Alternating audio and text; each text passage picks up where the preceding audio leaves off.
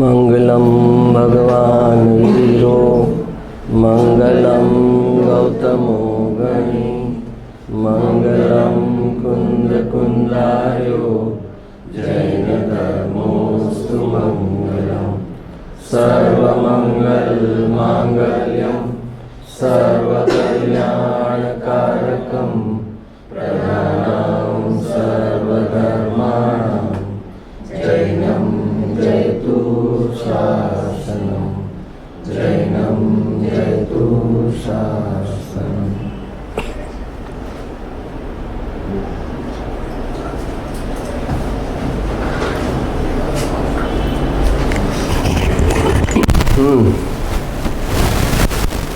બોલો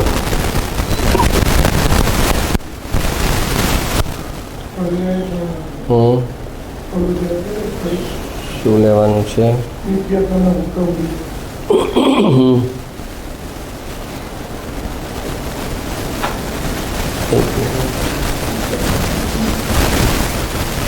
એક વચ્ચે વાક્ય નાખ્યું હતું અને બધાએ પૂછ્યું હતું, પછી લેવાનું જ રહી ગયું હતું. કૃપાળુદેવનું વાક્ય હતું, આત્મધ્યાન સી રીતે. યાદ છે આ વાક્ય? આત્મધ્યાન સી રીતે જ્ઞાન પ્રમાણ ધ્યાન થઈ શકે માટે જ્ઞાન તારતમ્યતા જોઈએ. આ વાક્ય મેં નાખ્યું હતું થોડા દિવસ પહેલાં.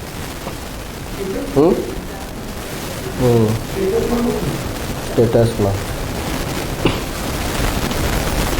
નાખ્યું હતું. ઘણાએ પૂછ્યું હતું કે આ સમજાણું નથી એમ. આત્મધ્યાન સી રીતે એટલે આત્મધ્યાન લાગે કઈ રીતે એની ઓલી બતાવે છે. આત્મધ્યાન સી રીતે તો કે છે જ્ઞાન પ્રમાણ ધ્યાન થઈ શકે માટે જ્ઞાન તારતમ્યતા જોઈએ. જેટલું જ્ઞાનમાં ઊંડાણ હોય એટલા પ્રમાણનું ધ્યાનમાં ઊંડાણ આવી શકે એમ એનો સીધો મતલબ છે. કે જ્ઞાનમાં ઊંડાણ હોય એટલે શું કે સ્વરૂપને પૂરેપૂરું બધા પાસાથી સમજેલું હોય એટલું ઊંડાણપૂર્વક, તો પછી એને કોઈ વિકલ્પ ન રહે અને એને ધ્યાન લાગી જાય. એટલે જ્ઞાન પણ જ્ઞાન જ ઉપરનું હોય તો એ ધ્યાન કરવા બેસે તો એને વિકલ્પો તો આવવાના જ છે, કેમ કે પૂરું એને ક્લિયરિટી થઈ જ નથી સ્વરૂપની ક્લિયરિટી થઈ જાય ટોટલ. એટલે અહીંયા જ્ઞાન અને ધ્યાન જે છે એ ફળ છે, બાય પ્રોડક્ટ છે. જ્ઞાનમાં જેટલું ઊંડાણ કરતો જશે એટલું ધ્યાન એને સહજતાથી લાગતું જશે, અને ડાયરેક્ટલી ધ્યાન કરવા જશે તો એ એમાં કરતાપણું આવશે અને એ મિથ્યાત્વ થશે. આપણે ઝાડના મૂળમાં પાણી આપવાનું હોય તો ફળ તો એની મેળે આવે, પણ ફળ કોઈ ચીપકાવા જાય તો કાંઈ પેલો ટીપથી ફળ ન ચીપકાવાના હોય. એમ ધ્યાન કરવાનું ન હોય, ધ્યાન લાગી જાય. અને એ ક્યારે લાગી જાય એ બતાવે કે જ્ઞાન પ્રમાણ ધ્યાન થઈ શકે. જ્ઞાનમાં જેના જેટલું ઊંડાણ હોય એટલો જ ધ્યાનમાં જઈ શકે. માટે જ્ઞાન તારતમ્યતા જોઈએ, એટલે કે ઇન્ટેન્સિટી જોઈએ. જ્ઞાનમાં ઊંડાણ જોઈએ, તારતમ્યતા. એટલે ઉપરનું જ્ઞાન હોય એનું તો એનું ધ્યાન બી ઉપરનું જ લાગે, એટલે કે લાગી જ ન શકે. તો જ્ઞાનમાં ડેપ્થ હોય તો પછી ધ્યાનમાં ડેપ્થ આવે, અને એ લાવવી ન પડે. એ સહજતાથી ઓટોમેટિક સ્વરૂપને સમજેલો છે તો એમાં જ સુખ છે, એ પણ એની શ્રદ્ધામાં છે, તો ઓટોમેટિક સ્વરૂપમાં લીનતા થઈ જાય. કેમ કે ધ્યાન એટલે શું? સ્વરૂપમાં લીનતા થાય છે, એ ધ્યાન છે. તો એ લીનતા કરવા માટે એને પૂરેપૂરું સ્વરૂપનું જ્ઞાન હોવું જોઈએ, અને આ હું છું, આ જ હું છું એ પૂરેપૂરી શ્રદ્ધા હોવી જોઈએ. અને અહીંથી જ સુખ આવશે એમ એને સાથે સાથે ખબર હોવી જોઈએ કે સુખ જે હું શોધું છું, જ્ઞાન શોધું છું ને સુખ શોધું છું, એ બંને અહીંથી જ આવશે. એમ જેટલી એના ઊંડાણમાં ગયેલું હોય એટલી જ્ઞાન તારતમ્યતા થયેલું હોય, એનો પાયો મજબૂત ગયેલો હોય, અંદર પર તરફના રસ રુચિ ખસીને સ્વ તરફ આવ્યા હોય, તો એ ઊંડાણવાળો જ જ્ઞાનનો પાયો હોય તો પછી એને ધ્યાન લાગી શકે. ને સીધું ધ્યાન કરવા જાય તો એના વિચારોને ભાવોનું દમન થાય. ઓલામાં દમન ન થાય. વિચારોને ભાવ, વિચાર શેના માટે આવે છે? કોઈ ચીજને જાણવી છે, એ પૂરેપૂરી સમજાણી નથી તો એના બાબતમાં વિકલ્પ ઉત્પન્ન થાય છે. અને એ વિકલ્પ એને ડિસ્ટર્બ કરે છે. તો જ્યારે પૂરેપૂરી સ્વરૂપ એને ભાવ વાસનમાં આવી જાય તો પછી એને વિકલ્પ બંધ થઈ જાય છે અને એ વિકલ્પ બંધ થઈ અને એને નિર્વિકલ્પ ધ્યાન લાગે છે. તો એના માટે કહે છે કે જ્ઞાનમાં તારતમ્યતા જોઈએ, જ્ઞાનમાં ઊંડાણ જોઈએ અને એ ધ્યાનમાં જશે તો ફરી પાછું નવું ઊંડાણ લઈને બહાર આવશે. જ્ઞાનમાં ઊંડાણ હોય એટલે ધ્યાન લાગે અને ધ્યાનમાં જશે તો જ્ઞાનનું નવું ઊંડાણ લઈને બહાર આવશે. જે આપણે કીધું કે શ્રદ્ધામાં સાર હોય અને જ્ઞાનમાં વિસ્તાર હોય તો એ આત્માના અનંત ગુણો છે ને એને અનંત રીતે અભિવ્યક્ત થઈ શકે છે. તો એ જે નવી અભિવ્યક્તિ અનંતા તીર્થંકરો થઈ ગયા. સાર એક જ આપ્યો બધાએ, પણ દરેકની અભિવ્યક્તિ અલગ છે. દ્રવ્ય ક્ષેત્ર કાળ ભાવ પ્રમાણે પણ અભિવ્યક્તિ બદલાઈ જાય, પણ સાર એનો એ જ રહે. તો એના માટે એ જે ધ્યાનમાં જશે ત્યારે એને, કેમ કે આત્માનું જેમ સુખ નવું પ્રગટ થાય તેમ એમાંથી નવી અભિવ્યક્તિ આવ્યા જ કરે છે. જ્ઞાન નવું નથી, પણ એ જ્ઞાનની અભિવ્યક્તિ નવી આવ્યા કરે છે.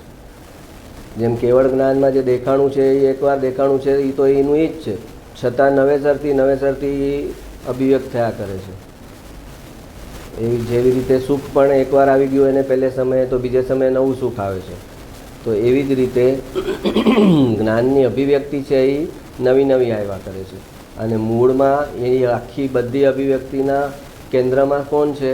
તો કે જે જ્ઞાનને ધારીને બેઠેલો જે જ્ઞાયક પદાર્થ છે એ એના મૂળમાં છે, પણ એની અભિવ્યક્તિ જે છે એ અનંત રીતે આવ્યા કરે છે. એટલે પછી એમાં રસ આવે. જો એકને કે તું જ્ઞાયક છે ભાઈ, તું તારામ ઠરી જા, વાત ફરી ગઈ, સત્સંગ ઓવર. તું કરતા ભોગતા નથી, તું જ્ઞાતા દ્રષ્ટા છો અને તું જ્ઞાયક પદાર્થ છો અને તું તારા સ્વભાવમાં ઠરી જા. હવે એમ કે તો શું થાય? તો સાર તો આ જ છે, પણ એ સાર અનંત રીતે અભિવ્યક્ત થતાં એને કારણે એનો રસ જળવાઈ રહી છે. પદાર્થ સંબંધિત કે આ શું છે, આ આટલું નવેસરથી દરેક વખતે નવેસરથી આ છે શું અંદર વસ્તુ? તો એનું વિસ્મય અને કૌતૂહલ જે જળવાઈ રહે છે અને એ જ્ઞાનની અભિવ્યક્તિ એને નવી આવે છે. તો ધ્યાન તો બધાનું એક સરખું જ હોય, ધ્યાન અલગ ન હોય. સ્વરૂપમાં ડૂબ્યા એ બધાનું ધ્યાન એક સરખું જ છે.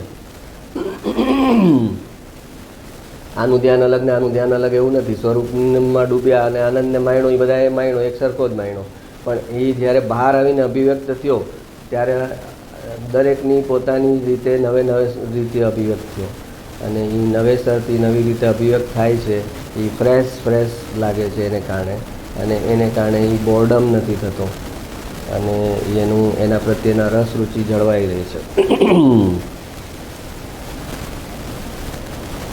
બોલો, કેટલા સિમ્પલ શબ્દોમાં લખી દીધું. જ્ઞાન પ્રમાણ ધ્યાન થઈ શકે, ફૂલ સ્ટોપ. તું જ્ઞાનમાં જેટલો ઊંડો ઉતરેલો હઈશ એટલું જ ધ્યાન કરી શકીશ. સિમ્પલ એન્ડ વાત કરી દીધી. એટલે તારો પુરુષાર્થ તો જ્ઞાનમાં ઊંડા જવાનો છે. હવે અહીંયા બી જ્ઞાનમાં ઊંડા જવાનું એટલે ક્ષયોપસમ વધારવાનો એમ પાછી વાત નથી કે સ્વરૂપમાં ક્ષયોપસમ વધારવાનો નહીં. ભાવ ભાષણવાળી જે વસ્તુ છે, જે સ્વરૂપને સમજવા માટે, એ જે તારું ભાવ ભાષણ જેટલું ક્લિયર હશે કે સ્વરૂપ શું છે, એ તને મતિસ્વરૂપ જ્ઞાનમાં જેટલી ક્લેરિટી થશે, એ ઊંડાણપૂર્વકની જે ક્લેરિટી છે એ જરૂરી છે ધ્યાન કરવા માટે. એટલે ધ્યાનનો પાયો જે નખાય છે એ જ્ઞાનમાં અને સત્સંગમાં. સત્સંગ છે એ ખુલ્લી આંખનું ધ્યાન છે અને બંધ આંખનું ધ્યાન પછી લાગે છે. સાચા અર્થમાં સત્સંગનું એને પરિણમન થાય અને શું કહે છે ત્યારે અત્યારે તો પરલક્ષ છે કે કોઈ બોલે છે અને તમે સાંભળો છો, પણ એ સમયે પોતાનું મન ઓફ કરીને સાંભળે તો પછી એને જે બંધ આંખવાળું ધ્યાન છે એની ભૂમિકા તૈયાર થાય. અને ઘણા ઉતાવળા લોકો છે એ વિચારે છે કે ધ્યાન જ મોક્ષનો રસ્તો છે, ધ્યાન સિવાય સંવર નિર્જરા છે નહીં, મોક્ષ છે નહીં, તો પછી શું કામ આ બધું સાંભળવાનું? હું સીધો મારા રૂમમાં બેસીને ધ્યાન કરવા લાગું. તો કહે છે કે એમ નહીં થઈ શકે. યાર, આ વાક્યનો અર્થ એમ છે કે એમ નહીં થઈ શકે. જ્ઞાનનો પાયો તારે ઊંડો કરવો પડશે. પહેલાં તત્વને બરાબર સમજવું પડશે, એ આત્મા શું છે વસ્તુ, એને બધા પાસાથી, અને પછી જે વિકલ્પો બધા બંધ થઈ અને નિર્વિકલ્પમાં જમ્પ મારવાનો જે લાસ્ટ સ્ટેજ છે એ છે. એટલે પોતાને જે પુરુષાર્થ કરવાનો છે એ તો તત્વમાં ઊંડા ઉતરવાનો પુરુષાર્થ કરવાનો છે અને એના બાય પ્રોડક્ટમાં ધ્યાન લાગશે. અને નહીં લાગે ધ્યાન તો પણ હાઈ ક્વોલિટીનું પુણ્ય બનશે કે જેને કારણે ફરીથી આ સાંભળવા મળશે. તત્વને સાંભળીને જે પુણ્ય બનશે એ એવી જ ક્વોલિટીનું બનશે કે જેમાં એ ફરીથી આ ચીજ સાંભળી શકે એવો યોગ થશે એને.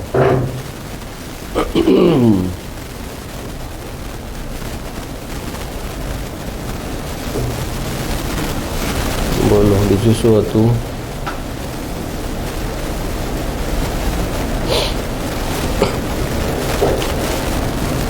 હા, ગુરુદેવનું વાંચું છું. આજે દિવ્ય ધ્વનિનો દિવસ છે. મહાવીર પરમાત્માને વૈશાખ સુદ દસમે કેવળ જ્ઞાન થયું, પણ વાણી નહોતી નીકળી. વાણીના ઝીલનાર મુખ્ય પાત્ર પણ ત્યાં નહોતા. તીર્થંકર જેવાને સામે પાત્ર જીવ ન હોય તો વાણી નથી નીકળતી. બોલો, અઢળક પુણ્યના ધણી છે, એને સામે નિમિત્તની જરૂર છે. વાત તો થઈ ગઈ, એમ જ થઈ ગઈ ને. ઉપાદાન પરિપૂર્ણ છે. ઉપાદાન તો એમાં કાંઈ ખોટ નથી, પરિપૂર્ણ છે ઉપાદાન. અને છતાં વાણીને નીકળવા માટે સામે પાત્ર શિષ્ય ઉપર ડિપેન્ડન્સી છે કે પાત્ર શિષ્ય આવે તો મારી વાણી નીકળે. અપાત્ર છે, સાચા રસ રુચિવાળો નથી, સાચો એને જ્ઞાન લેવાનો ભાવ નથી, સાચું સમજવાનો ભાવ નથી, તો વાણી નથી નીકળતી. તો કેટલા દિવસ સુધી તો 63 કે 66 દિવસ સુધી ભગવાનને વાણી ન નીકળી. સમોસરણમાં આવે, બેસે અને વયા જાય. બધા કહે કે આ શું છે, ભગવાન કાંઈ બોલતા જ નથી. તો ભગવાન ક્યાંથી બોલે? મન વચન કાયાનો યોગ પર હવે કોઈ સત્તા રહી નહીં, એનાથી ભિન્ન થઈ ગયા. અને જુએ છે કે વાણી અત્યારે નથી પરિણમી, એને જાણે છે પણ કંઈક કરી ન શકે. ભાષા વર્ગણાના પરમાણુ પરિણમી નથી રહ્યા. જે મારી અંદર સત્ય છે એને અભિવ્યક્ત કરવા માટે ભાષા વર્ગણાના પરમાણુ પરિણમી નથી રહ્યા. તો નથી રહ્યા તો આઈ કાન્ટ ડુ એનીથિંગ. તો આવે દેશે ને સમોસણમાં વયા જાય. અને ઇન્દ્રએ જ્યારે જોયું કે આ કોઈ પાત્ર શિષ્ય ન હોવાને કારણે વાણી નથી નીકળતી. બોલો હવે આમાં કે નિમિત્ત કેટલું, ક્યાં સુધી નિમિત્ત છે એ જુઓ તમે. તમે નિમિત્તને છોડવાની વાત કરો છો, ભગવાન નિમિત્તને ન છોડી શક્યા કે વાણી બોલવી છે, આપવું છે ભગવાનને જ્ઞાન, તો કે પાત્ર શિષ્ય આવે એની રાહ જોવી પડશે, નહીં તો વાણી નહીં છૂટે. તો વાણીના ઝીલનાર મુખ્ય પાત્ર પણ ત્યાં નહોતા. 66 દિવસે, બોલો 66 દિવસ સમોસરમાં એમને બેઠા મારી સામે. હે હા હા, અષાઢ વદ એકમના દિવસે જે જાતિએ બ્રાહ્મણ હતા ને વેદમાં પારંગત હતા તે ઇન્દ્રભૂતિ ગૌતમને ઇન્દ્ર લઈ આવ્યા.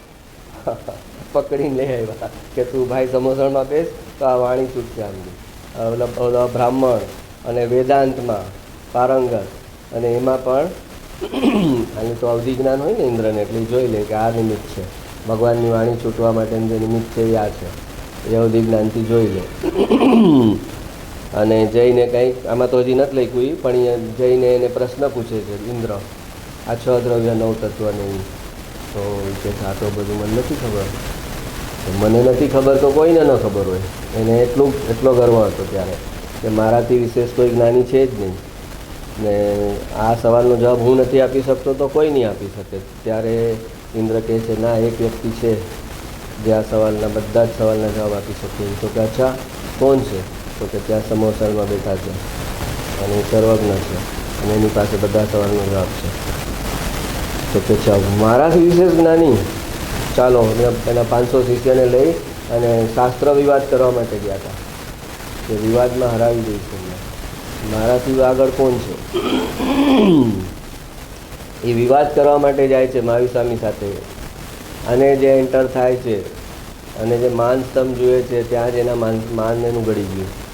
કે આ જેના માનમાં સ્તંભ ઊભો થયો છે, આ સ્તંભ આટલો ઓલો પ્રભાવિત કરે છે, તો એ વ્યક્તિ કોણ હશે ને કેવી હશે કે જેના માનમાં આ સ્તંભ ઊભો થયો છે.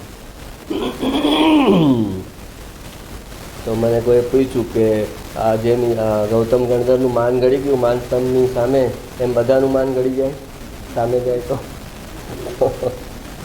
મેં કીધું કે જો ભાઈ એ ગૌતમ ઇન્દ્રભૂતિ, એટલે પહેલાં તો ઇન્દ્રભૂતિ ના હતું ને, એ 500 શિષ્યને લઈને ગયા હતા, તો બધાએ જ માન સમજ્યો હતો, તો માન તો આમનું ગળ્યું. તો મેં કીધું કે જ્યારે કાર્ય થઈ જાય પછી નિમિત્ત ઉપર આરોપ આવે કે માન સમજોઈને એમનું માન ગળ્યું. માન ગળવાની એમની જે યોગ્યતા પાકી ગઈ હતી, એ સમયે એનો અહંકાર ઓગળવાની, મિથ્યાત્વ દૂર થવાનો સમય પાકી ગયો હતો, તો દર્શનમાં થરવાનો કાળ પાકી ગયો હતો, તો એ માન સમ નિમિત્ત બન્યું તો આટલું આ કોણ વ્યક્તિ, કોણ હશે, આ વ્યક્તિ કેવી હશે? બસ એ ત્યાં એના દિલમાં એનું માનને ઠેસ પહોંચી ગઈ કે આ મારાથી ક્યાંય હાઈ લેવલની વ્યક્તિ છે, અને માન ઓગળી ગયું. પણ કંઈ માન સ્તંભને કારણે માનતો તો સમોસણમાં આપણે આ લોકો કહે છે શાસ્ત્ર કે અનંતવાર તું જે આવ્યો, તો અનંતવાર જે આવ્યો તો માન સ્તંભ બી તો જોયો ને અનંતવાર, તો કેમ માન ન ગયું ને મિથ્યાત્વ ન ગયું? એટલે નિમિત્ત કાર્ય થઈ જાય પછી નિમિત્ત ઉપર આરોપ આવે કે માન સ્તંભ જોયો ને માન ગળી ગયું. છોકરો સારા માર્કે પાસ થઈ જાય પછી સર પર આરોપ આવે કે બહુ સર મહેનત લીધી, બહુ સરે ભણાવ્યું, પણ ફેલ થાય તો પછી કોના પર આરોપ જાય? જેટલા જીવો સમોસણમાં ગયા અને મિથ્યાત્વ છોડ્યું નહીં, ભગવાનની સામે જઈને પણ, તો એનો આરોપ કોના પર? અગર ભગવાનથી સમ્યક દર્શન થયું, કેવળ જ્ઞાન થયું એક જીવને, અને બાકીના જીવો પાછા સમોસણમાં જઈને પાછા મિથ્યાત્વમાં આવીને એની ગોદમાં ગયા, તો એ એનું કોના પર? તો કે ભાઈ નિમિત્ત કાંઈ કરતું નથી, પણ જ્યારે કોઈ સારું કાર્ય થાય ત્યારે જે સામે હાજર હોય એ નિમિત્ત ઉપર આરોપ આવે. તો આ પૂછે છે પ્રશ્ન કે આ બ્રાહ્મણ હતા ને ઇન્દ્રભૂતિ, તો કોઈ જૈનને કેમ ન લાવ્યા? શ્રોતા કહે છે કે ગણધર બનાવવાના છે તો જૈનને બનાવો ને, બ્રાહ્મણને ગણધર બનાવવા માટે થોડી લઈ આવાય. તો કે કોઈ જૈનને કેમ ન લાવ્યા? તો કહે છે ગૌતમની યોગ્યતા જબરી હતી. યોગ્યતા હતા, બ્રાહ્મણ હતા વેદાંતમાં. તો કે એક વ્યક્તિ હોય એ વીર્યવાન હોય, પહેલાં વીર્ય હોવું જોઈએ. ઉલટી દિશાનું હોય તો ચાલે, વીર્ય હોવું જોઈએ. નપુષક હોય એનું કામ ન થાય. ઊંધી દિશામાં હતા વેદાંતમાં, ટોટલ ઊંધી દિશામાં હતા, અને ટર્ન માર્યો તો 1 સેકન્ડમાં માર્યો. કેમ કે વીર્ય છે, તાકાત છે. તો તાકાત ઉલટી દિશામાં ગઈ છે તો એને ખાલી દિશા બદલવાની છે. પણ ગાડી આપણી ફ્યુઅલને ટાંકી ભરેલી છે ને પછી આપણે રોંગ ડાયરેક્શનમાં જતા હોય તો કોઈને પૂછીએ ને તો પાછો યુટર્ન લઈ લઈએ. પણ ગાડીમાં ફ્યુઅલ જ ન હોય તો એટલે કહે છે કે જે પાપના રસ્તે હોય એ મોક્ષના માર્ગમાં આવી જાય, જે પુણ્યના રસ્તે હોય એ મોક્ષના માર્ગમાં આવી જાય. પણ 35% માર્ગ પર જે ચાલે છે ને, 35% પાપ 35% પુણ્ય, એ ન આવી શકે ટોટલ. હવે આ મહાવીર સ્વામીની સાથે વિવાદ કરવા ગયા હતા, બોલો કે મારાથી ઉપર કોઈ જ્ઞાની હોય જ ન શકે આ જગતમાં, એટલો તો અહંકાર હતો. હું ના આપી શકું, ઓકે ફાઇન, હું ના આપી શકું તો આ જગતમાં આ પ્રશ્નનો જવાબ કોઈ ના આપી શકે, એટલો બિલ્ટઅપ થયેલો અહંકાર. અને છતાં યુટર્ન મારવામાં 1 સેકન્ડ. ગૌતમની યોગ્યતા જબરી હતી, ગણધર થવાની લાયકાત તેમનામાં હતી. વેદના પ્રખર પંડિત, પ્રકૃતિ શાંત અને કસાય મંદ. કસાય મન તો એ તો એક અપેક્ષા કહેવાય, બાકી તો અહંકાર તો ટોપ ઉપર હતો કે મારા સિવાય કોઈ જ્ઞાની નહીં, એ તો ટોપ ઉપર હતો. બાકી જે લૌકિક સાંસારિક જે કસાય ભાવ હતો એ મંદ હતો. સમોસરણમાં આવ્યા ને માન સ્તંભ જોતાં જ પોતાની વિદ્વતાનું અભિમાન ગળી ગયું. હજી મહાવીર સ્વામીની તો સામે થયા નથી, ખાલી માન સ્તંભની સામે થયા, ત્યાં તો અભિમાન ગળી ગયું. ભગવાનની દિવ્ય ધ્વનિ છૂટી. આહા, ભગવાનની વાણી સાંભળી અંતર મુહૂર્તમાં આત્મજ્ઞાન ને સંયમ પામીને ગૌતમ ગણધરે 12 અંગની રચના કરી. તે આજનો દિવસ છે. અંતર મુહૂર્તમાં આત્મજ્ઞાન અને સંયમ પાડીને સાચું મારું એમ કરી લીધું 1 સેકન્ડમાં, મારું સાચું નહીં. અને મહાવીર સ્વામીના ગણધરનો નિમિત્તમાં વેદાંતિ કેમ આવ્યા? કેમ કે એ પોતે જન્મો પહેલાં વેદાંતિ જ હતા. એ પોતે વેદાંતિ જ હતા જન્મો પહેલાં, એટલે એને જે ગણધર તરીકે જે આવ્યા ને એ વેદાંતમાંથી જ આવ્યા. જ્યાં સૌભાગભાઈ વેદાંતમાં હતા ને, કૃપાળદેવીને 12 કાઢ્યા એમાંથી ઈ જ વેદાંત. આ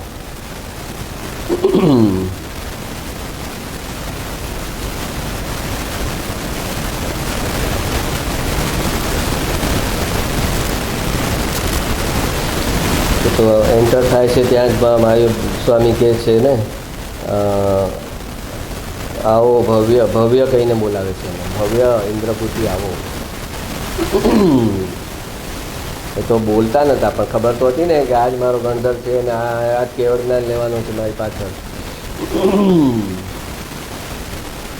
અને આવી રીતે વિવાદ કરવાનું ગયા હતા ને એને પછી જ્યારે મહાવીર સ્વામી નિર્વાણ પામ્યા ત્યારે રોવાનું ચાલુ થયું. આટલો શોક અને એટલો કલ્પાંત કર્યો ત્યારે આના વગર હું જીવીશ કેમ, આ વ્યક્તિ વગર હું આ જીવીશ કેમ. કહું છે ને કે વીર્યવાન વ્યક્તિ હોય એનું બધું એક્સ્ટ્રીમ હોય. હવે આપણે ત્યાં હાજર હોય તો આપણે ગૌતમ ગણધરનો ઉપદેશ આપીએ કે ભાઈ તમે મહાજ્ઞાની છો, પ્રશસ્ત રાગ ધ્યેય છે, હા તમે જ અમને સમજાવેલું છે. આ તો આયુષ્ય કોઈના હાથમાં નથી, એમનો નિર્વાણનો કાળ ફિક્સ હતો, એ વયા ગયા, તમે તમારા આત્મામાં જાઓ. અને એવું ભેદ જ્ઞાનનો ઉપદેશ જેની પાસેથી લીધો છે એને ભેદ જ્ઞાનનો ઉપદેશ આપે એટલે એની પોતાની ભૌ સ્થિતિ વધી જાય.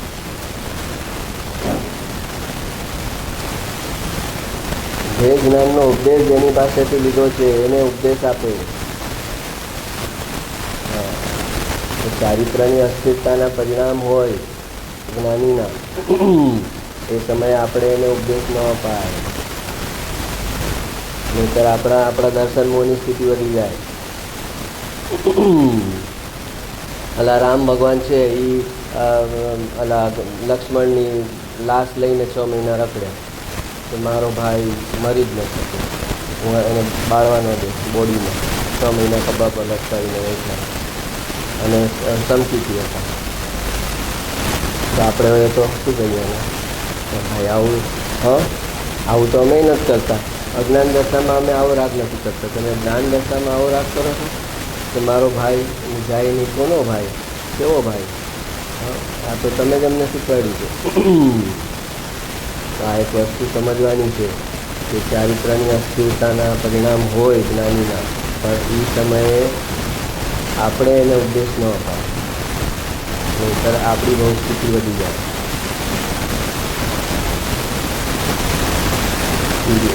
સાઈડ એટલે ઓલા હતા આપણે તો શ્લોક છે સમ્યક દ્રષ્ટિ માટે કે મત્તોપી ઉન્મત્તોપી બાધક નહીં સમ્યક્ત્વનું. મત્તોપી એટલે 6 મહિના સુધી સમ્યક દ્રષ્ટિ જીવ હોય, નશો કરીને સૂઈ જાય તો 6 મહિના સુધી હોય તો પણ એનું સમ્યક દર્શન ન જાય. મતવાલા છે ને, મત એટલે મદિરા. મત્તોપી ઉન્મત્તોપી, ઉન્મત્તો એટલે રામની જે દશા હતી ઉન્મત્ત દશા, એક્સાઇટેડ દશા, એક પ્રકારનું પાગલપણું. એવું પાગલપણું 6 મહિના સુધી પણ રહે પણ એનું સમ્યક દર્શન જાય નહીં, એ સમ્યક દર્શનને બાધા નથી કરતું. મત્તોપી ઉન્મત્તોપી બાધક નહીં સમ્યક્ત્વમે, આવો શ્લોક છે શાસ્ત્રમાં.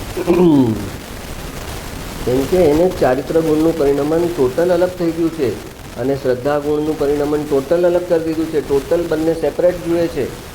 શ્રદ્ધા ગુણ અને ચારિત્ર ગુણને કંઈ કંટ્રોલ નથી કરતા, કંઈ દબાવતા નથી, જેમ એક્સપ્રેસ થાય છે એમ થવા દે છે. એટલે એ નિર્જરા કરી રહ્યા છે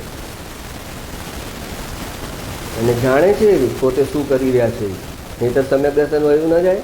જો બોધ ખરેખર એનું એકત્વ થઈ જાય ને તો સમ્યક દર્શન વયું જાય. તો એ અને છતાં એ ચારિત્રમાં રડે છે અથવા તે જે હરકતો કરે છે એ કરે છે, હકીકતમાં કરે બી છે એમ નથી બી કરતા. શ્રદ્ધા અપેક્ષા એ નથી કરતા.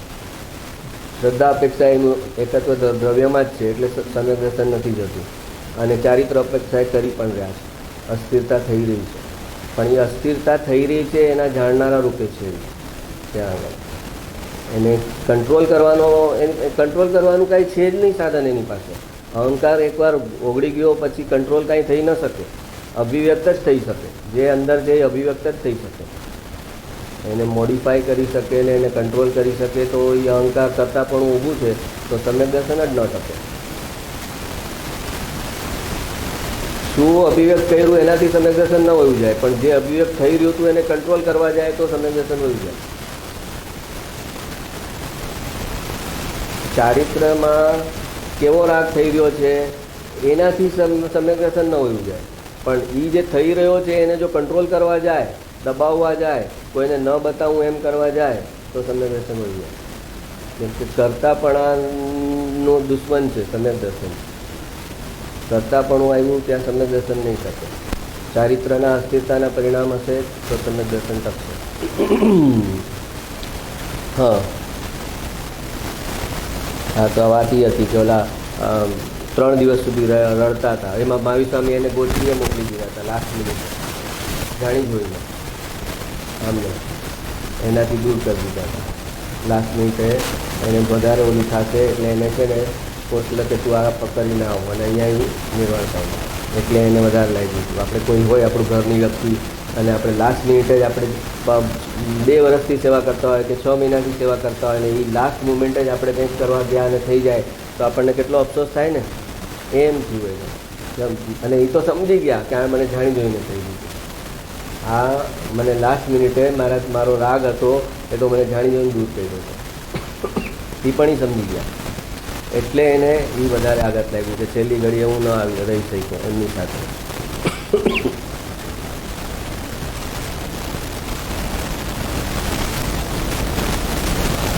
હમણાં પહેલાં પ્રતાપગઢનો ચાંદમલ આવ્યો હતો, તે તીર્થંકર થઈને આવેલો. બોલો, ગુરુદેવને એક કલાકાર મળેલા છે, પાછા એટલી સહજતાથી બોલે તીર્થંકર થઈને આવેલો. ડ્રામામાં રોલ કરવાનો હોય ને એમ કીધું ને, એમાં તીર્થંકરનો રોલ કર્યો હતો. એટલી કોઈ સમજે નહીં જો સાચા અર્થમાં કે આ શું કહે છે. એમ ત્યાં આ ડ્રામામાં રોલની વાત કરે છે. હમણાં પહેલાં પ્રતાપગઢનો ચાંદમલ આવ્યો હતો, તે તીર્થંકર થઈને આવેલો. એવી રીતે પછી કોઈક મુનિએ એમને પત્ર લખ્યો હતો ગુરુદેવને કે મને સમ્યક દર્શન છે અને તમે પાત્ર, અરે મને કેવળ જ્ઞાન છે અને તમે પાત્ર છો તો મારે તમને કેવળ જ્ઞાનનો રસ્તો બતાવવો. એમ કાગળ લખ્યો હતો ગુરુદેવને જણાય. ગુરુદેવ કે ભાઈ, અને એમાં મુનિ તરીકે એને સંબોધન કર્યું હતું, મુનિ કાનજી સ્વામી તરીકે. એમ તો કે ભાઈ તને કેવળ જ્ઞાન છે કે નહીં તો જવા દેવા, પણ તને મુનિ કહેવાય એ ખબર, કોને કહેવાય એ ખબર નથી. હું વસ્ત્ર સહિત છું તો તું મને મુનિ કહે છે. હા, તો તને મુનિની વ્યાખ્યા ખબર નથી તો તું કેવળ જ્ઞાનની વાત કરે. હા, તો કહે છે મહારાજ હું સાચું કહું છું, હું તીર્થંકર છું. વાંચ્યો તો કે નહીં આ સ્ટેટસમાં? હા, મહારાજ હું સાચું કહું છું, હું તીર્થંકર છું. મને 4 કર્મનો નાશ થયો છે અને 4 કર્મ બાકી છે. ભગવાનને 4 કર્મ બાકી હતા તો પૈસા ન હતા, મારી પાસે પણ પૈસા નથી. શું ગોઠવ્યો છે? ગરીબી છે, લક્ષ્મીના અંતરાય છે એમ નહીં કે ભગવાનને પૈસા હતા, 4 કર્મ ઘાતી અને હવયા ગયા હતા, તો મારે પણ એમ જ છે. મારે પૈસા નથી પણ હું છું કેવડી. અહીંયા મારી પાસે આવ્યો હતો, પછી વ્યાખ્યાનમાં બેઠો. અરે ભાઈ તું આ શું કરે છે? અરે કેવડી કોને કહેવાય, તીર્થંકર કોને કહેવાય તેની તને ખબર નથી. હજુ તો સાધુ કોને કહેવાય તેની ખબરું નથી તમને. શાંતિથી કહ્યું, મિથ્યા દ્રષ્ટિ છો તમે ભાઈ. શાંતિથી કહ્યું કે મિથ્યા દ્રષ્ટિ છો તમે ભાઈ. તારી આ દ્રષ્ટિ મિથ્યા છે. પાછો ઊભો થઈને મને પગે લાગે. અરે બાપુ તું આ શું કરે છે? એવા કેટલા લાકડા ગરી જાય છે ને, પેલા બ્રહ્મણાના લાકડા ગરી જાય છે. તો આ તો હજી આવી રીતે આવ્યો તો, બાકી કીધું ને કે અમે આ બેહું સમોસણ બનાવે, ભગવાન જેવું સમોસણ બનાવે અને એલાન કરે કે હું તીર્થંકર છું. તો કે જો ત્યારે તારું તત્વ અને બધી રીતિ સુધી લગી એવા પ્રકારની ઊભી કરે માયાચારીથી, તો તારું તત્વનું જે ઊંડાણ નહીં હોય તો તું એને માફી નહીં શકે આ તીર્થંકર છે કે નથી. અને જે આપણે ઓલો કૃપાળુને પત્ર વાંચ્યું તો જેમાં કીધેલું કે તીર્થંકરને સમોસણમાં ઓળખવાના કેવી રીતે? એના કેવળ જ્ઞાનથી ઓળખવાના, એની વિતરાગતાથી ઓળખવાના, કે એને જે સમ્યક્ત્વ છે એને ઓળખવાના. એ સમ્યક્ત્વ ઓળખવાનું કેવી રીતે? એ જે પત્ર હતો આપણે લીધો છે.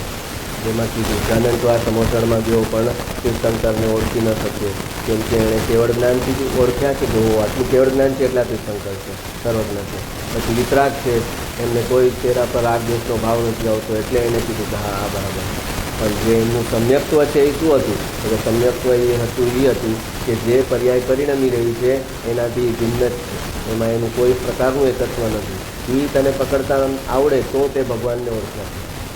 કે જે પર્યાય પરિણમી રહી છે એમાં એનું એકત્વ નથી, એનું એકત્વ જે એના ધ્રુવ દ્રવ્યમાં છે, તો એ પકડે ત્યારે કહેવાય કે ભગવાનને ઓળખ્યા. અને એવું જ રીતે ઓળખ્યા તો પછી સમોસણમાં જવાનું એનું ફ્રૂટફુલ થઈ ગયું, એ વેસ્ટ નહીં જાય. પણ આ ભગવાનની બહારની, કાં તો એણે બધી બહારની રિદ્ધિ સિદ્ધિ જોઈ એનાથી ઓળખ્યા કે હા છે તો ભગવાન, લાગે તો ભગવાન જ છે. અને કાં એમનું ભગવાનને પ્રશ્ન પૂછાતા હોય, કોઈ 5 જન્મ પહેલાંનું પૂછે, કોઈ 15 જન્મ પહેલાંનું પૂછે, અને ભગવાન ફટાફટ જવાબ આપે તો હું આ તો 200 ભાવ પહેલાંની વાત કરી દીધી ભગવાન. હા કેવળ આ તો ભગવાન તો જ્ઞાની લાગે છે. કાં કેવળ જ્ઞાનથી ઓળખવા એને પ્રભાવિત છે, કાં એમની વિતરાગતાથી પ્રભાવિત છે. પણ જે સમ્યક્ત્વ છે એ સમ્યક્ત્વને કોણ પકડી શકે? તો કે સમ્યક્ત્વને સમ્યક્ત્વ જ પકડી શકે. સમ્યક્ત્વને, જેના મતિશુદ્ધ જ્ઞાનમાં સમ્યક્ત્વનું ભાવભાષણ થયેલું છે એ જ સમ્યક્ત્વને પકડી શકે કે આ સમ્યક્ત્વ છે, અહીંયા પરિણમન, અહીંયા સમ્યક્ત્વનું પરિણમન. જેને સમ્યક્ત્વનું ભાવભાષણ નથી, કાં સમ્યક્ત્વ હોય તો પકડી શકે કે આ સમ્યક્ત્વ છે, અને કાં સમ્યક્ત્વનું મતિશુદ્ધ જ્ઞાનમાં પૂરેપૂરું ભાવભાષણ હોય કે સમ્યક્ત્વ શું ચીજ છે, ત્યારે એ પકડી શકે કે એ જે ચીજ છે યાદ. અને એ રીતે ભગવાનને ઓળખે તો પછી એ રિયલ અર્થમાં એની પુણ્યની જાઓ જલાલી વાત કરી, એમને જ્ઞાનનો વૈભવ વાત કર્યો, એમના ચારિત્ર ગુણમાં જે સ્થિરતા છે, જે વિતરાગતા છે એને વાત કરી, અને શ્રદ્ધા ગુણને પકડ્યો. તો શ્રદ્ધા ગુણને પકડ્યો તો એ સમ્યક છે.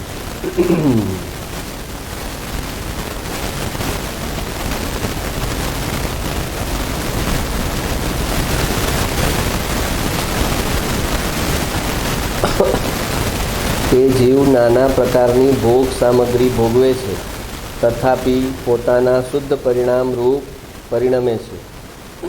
સમ્યક દ્રષ્ટિની વાત છે. તે જીવ નાના પ્રકારની એટલે કે અનેક પ્રકારની ભોગ સામગ્રી ભોગવે છે, તથાપિ પોતાના શુદ્ધ પરિણામ રૂપ પરિણમે છે. ઉદયથી કેટલીય ભોગની સામગ્રી હોય પણ પોતે પોતાના શુદ્ધ પરિણામ રૂપે જ પરિણમે છે. આહા, સમ્યક દર્શન, સમ્યક જ્ઞાન અને શાંતિનું જે પરિણમન છે તે રીતે જ તે પરિણમે છે. અનુભવ પ્રકાશમાં તો એમ કહ્યું છે, તારી શુદ્ધતા તો બળી પણ તારી અશુદ્ધતાય બળી. તું સીધો ચાલે તો મોક્ષમાં જા, ને આડો ચાલે તો નિગોદમાં જાય. એમ તારી બંને ચીજ તારી પૂરેપૂરી વીર્યથી ભરેલી છે, તાકાતવાળી છે. નિગોદમાં જવા માટે કેટલું ઊંધું વીર્ય લાગે, નરક 7મી નરકમાં જવા માટે કેટલું ઊંધું વીર્ય લાગે. એમને એમ કોઈ ન જઈ શકે નિગોદમાં, નરકમાં કેટલું ઊંધું વીર્યને પરિણમન કરાવવું પડે. અને મોક્ષે જ એમને ન જઈ શકે, વીર્યને એટલું સવડું પરિણમન કરવું પડે. તો કે બે દિશામાં તારી સ્વતંત્રતા છે. તું ઉપર જવા માગે તો અને નીચે જવા માગે તો. તું શુદ્ધતા રૂપે પરિણમવા માગે તોય તારી સામે કોઈ ના આવે, અને અશુદ્ધતા રૂપે પરિણમવા માગે તો ભગવાન પણ તમને મોક્ષના માર્ગમાં ન લાવી શકે. વગર અશુદ્ધતા રૂપે કે ઊંધાઈ રૂપે પરિણમવા માગે તો ભગવાનની વાણી પણ તને કાંઈ ન કરી શકે. જો એ થઈ શકતું હોત તો ઋષભદેવ ભગવાનની વાણીથી મરીચીનું મિથ્યાત્વ હોયું જાત, પોતે રસ્તેથી બહાર નીકળી જાત. તો ઋષભદેવ ભગવાન કાંઈ કરી શકતા મરીચીને? પોતે કહી દીધું 1 કરોડા તો 24માં તીર્થંકર થશે. 1 કરોડા કોડીનું ગેપ છે, 1 કરોડા કોડી સાગર ઉપરનું એમની. તો ઊંધો ચાલે તો પણ એને ઊંધા, એનો મતલબ એ કે ઊંધા ચાલવામાં પણ સ્વતંત્ર છે, સીધા ચાલવામાં પણ સ્વતંત્ર. સીધો ચાલે ત્યારે પછી નિમિત્ત પર આરોપ આવે કે આને કારણે થયું. અનુભવ પ્રકાશમાં તો એમ કહ્યું છે, તારી શુદ્ધતા તો બળી પણ તારી અશુદ્ધતાય બળી. તે મિથ્યાત્વ ને અશુદ્ધતાના પરિણામે પરિણમ્યો છે. 3 લોકના નાથ તીર્થંકર આવે તો પણ તે ફરતો નથી. અગર એની ફરવાની અહીંયા તો એમ સમજો ફરવાની યોગ્યતા નથી, અથવા એ ફરવા માગતો, અહીંયા તો જ્યારે વ્યવહારમાં બોલવામાં આવે ત્યારે એમ આવે કે એ ફરવા માગતો નથી, તો તીર્થંકર પણ એને બદલી ન શકે. અને ફરવા માગે તો એક નાનો નજીવો ઉપદેશ, એક શબ્દ સાંભળે નહીં ફરી જાય. સમોસણમાં ગયો, સાક્ષાત 3 લોકના નાથની વાણી સાંભળી. સભામાં ઇન્દ્રોને બેઠેલા જોયા, સેંકડો સિંહ, વાઘ, કાળા નાગ, સેંકડો ભગવાનના સમવસરણમાં જોયા. ત્યાં સાંભળવા બેઠો, છતાં મિથ્યાત્વપણે જે માન્યું છે તે છોડતો નથી.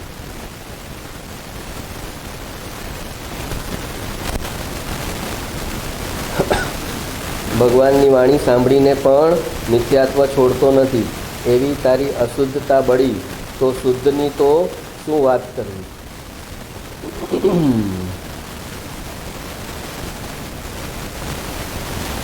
આપણે હમણાં એક વાક્ય લખ્યું હતું ને કે મિથ્યાત્વના મિથ્યાત્વના ડુંગર નીચે સમ્યક જ્ઞાનની કઈ સુરંગ મૂકી કે જેનાથી મિથ્યાત્વના પહાડ સુરંગના મિથ્યાત્વના પહાડના કૂચા ઉડી જાય. એ કઈ સુરંગ? સમ્યક જ્ઞાનની. દ્રવ્યને જેમ નિરપેક્ષ જુએ છે એમ પર્યાયને પણ નિરપેક્ષ જોવી. એ જે સમ્યક જ્ઞાનની સુરંગ છે એ મિથ્યાત્વને તોડે છે. કેમ કે એ પર્યાયનું કારણ શોધે છે હંમેશા. આ પર્યાય કેમ થઈ, આ પર્યાય કેમ થઈ, કયા કારણસર થઈ. પણ એ જ સમયે એના શ્રદ્ધામાં ક્લિયર હોવું જોઈએ કે પર્યાય નિરપેક્ષ. પર્યાયનું નિમિત્ત કારણ હું કોઈ પણ શોધું, પણ પર્યાય નિરપેક્ષ છે, કોઈ કારણ વગરની પર્યાય છે. વ્યવહારમાં એમ બોલાય કે મરી ગયું, આટલું ઊંડું ચાલ્યા, ભગવાનની વિરાધના કરી એટલે આટલું બધું દર્શન મોહનીય વધી ગયું અને એને કારણે આટલો બધો કાળ જે પડ્યો આટલા 24 તીર્થંકર થયા. પણ બધા એંગલથી જુઓ તમે, ક્રમબદ્ધ હતું એટલે 24માં તીર્થંકર જ થવાનું હતું અને 1 કરોડા કોટી સાગરનો કાળ પસાર જ કરવાનું હતું. તો બધા જ એંગલથી તમે જુઓ તો કેવી રીતે? તો કે બસ એમ જ છે, કોઈ કારણ નથી, કોઈ કારણ નહીં લગાવ કે એણે ઊંડાઈ કરી આડોડે. બસ એવી જ યોગ્યતા જ છે ત્યાં. પણ વ્યવહારમાં બોલાય કે આવી ઊંડાઈ કરી એટલે આટલું થયું. પણ નહીં તો 24માની બદલીમાં 22માં થઈ શકે એમ હતા? એ તો 24માં જ થવાના હતા. પણ ત્યારે કઈ નજરથી જોવી? પોતે પુરુષાર્થ કરતો હોય ત્યારે પર્યાયને નું નિમિત્ત કારણ શોધવું પડે કે મારી પર્યાય રોંગ કેમ પરિણમે છે, મલિન કેમ પરિણમે છે, એનું નિમિત્ત હું કયું ખોટું પકડીને બેઠો છું, એ નિમિત્તને હું છોડું. અને જ્યારે એ પર્યાયને શ્રદ્ધા રૂપે જુએ છે ત્યારે શ્રદ્ધા અપેક્ષા એ જોવાનું છે કે પર્યાય નિરપેક્ષ છે. સામેવાળો જ્યારે કંઈ કરે છે ત્યારે એમ જોવાનું છે કે પર્યાય નિરપેક્ષ છે. પણ પોતાના પુરુષાર્થ વખતે એ કહે કે પૂરે પર્યાય મારી નિરપેક્ષ છે તો પોતાના દોષ કેવી રીતે કાઢશે? મારા દોષ પણ બધા નિરપેક્ષ થઈ ગયા, દોષ અકારણ થઈ ગયા અને એના સમયે જવાના છે એમ થઈ ગયું. તો જેમ ક્રમબદ્ધનો સિદ્ધાંત જ્યાં ત્યાં લગાવે, કોઈને દુઃખ આપીને કે ક્રમબદ્ધ છે તો શું થાય? તો ક્રમબદ્ધનો સિદ્ધાંત તો તટસ્થ છે. તો એને તારા મોક્ષમાં જવા માટે એનો ફાયદો કેમ લેવાનો છે, એનો ઉપયોગ કેમ કરવાનો છે, એ તો તારે જાણવું પડશે ને. દરેક સિદ્ધાંત તો સિદ્ધાંત છે, પણ એનો ઉપયોગ કેવી રીતે કરવાનો છે? કોઈને એક્સિડન્ટ કરે ને કે એ તો ક્રમબદ્ધ હતું, તો તું ક્રમબદ્ધ નહોતું, હતું તો ખરા, પણ તું એને જેમ એપ્લાય કરે છે એમ તારા પર એપ્લાય થવાનું છે. તું એક્સિડન્ટ કરીને લાપરવાહીથી ગાડી ચલાવીને તું એમ કહે કે ગાડી એક્સિડન્ટ ક્રમબદ્ધ હતો, તો તને એવું નિમિત્ત મળવાનું છે સામે કે જે લાપરવાહીથી ચલાવશે ગાડી એને કહેશે કે એ તો ક્રમબદ્ધ છે. તો પર્યાયને નિરપેક્ષ જોવી અને ક્યારે જોવી એ પાછું વિવેક હોવો જોઈએ કે પર્યાયને નિરપેક્ષ જોવાની છે, એ શ્રદ્ધામાં નિરપેક્ષ જ છે એમ પકડીને રાખવાનું છે. અને વ્યવહારમાં જ્યારે ઉપચાર થતો હોય, મલિનતા દૂર કરવાની હોય, દોષ ટાળવાના હોય, ત્યારે તો એના નિમિત્ત જેમ કે અસત્સંગ છોડ, અસત્સંગ છોડ. તો એ શું બતાવે છે કે અસત્સંગને કારણે તારું વિકાસ અટકી જાય છે અને તારી પ્રગતિ નથી થતી, આધ્યાત્મિક પ્રગતિ અટકી જાય છે. અસત્સંગને છોડ, સત્સંગનું પરિણામ સાચું નથી આવતું, તો ત્યાં એ નિમિત્ત બતાવે છે ને. ત્યાં એ કે પર્યાય નિરપેક્ષ છે તો શું થાય? તો જ્યારે વ્યવહાર ઉપદેશ ચાલતો હોય ત્યારે એમાં પર્યાયનું નિમિત્ત કારણ શોધી અને જે કુનિમિત્ત છે એને ટાળવાનો પુરુષાર્થ હોય અને જે સત નિમિત્ત છે એના તરફ ઝૂકવાનો પુરુષાર્થ હોય. અને શ્રદ્ધામાં એ પર્યાય નિરપેક્ષ. જેને કુનિમિત્ત ને સત નિમિત્તનો ભેદ નથી પકડી શકતો, જેનું જ્ઞાન એ પર્યાય નિરપેક્ષ છે, એ જ્ઞાન પકડી લેશે. હું કેવી રીતે પકડશે? નિમિત્તની ઓળખાણ નથી કરી શકતો જે કે આ નિમિત્તથી મને ફાયદો થશે, આ નિમિત્તથી મને નુકસાની થશે, એ ન પકડી શકે. એ પર્યાય નિરપેક્ષ છે, એ કેવી રીતે જોશે?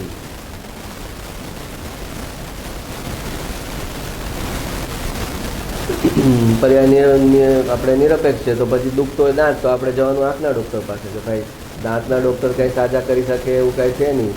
હા, એ ડૉક્ટર તો ત્યાં ઊભો હોય છે, આપણો દાંત તો એની મેળે સાજો થઈ જાય, રૂટ કેનાલ એની મેળે થઈ જાય.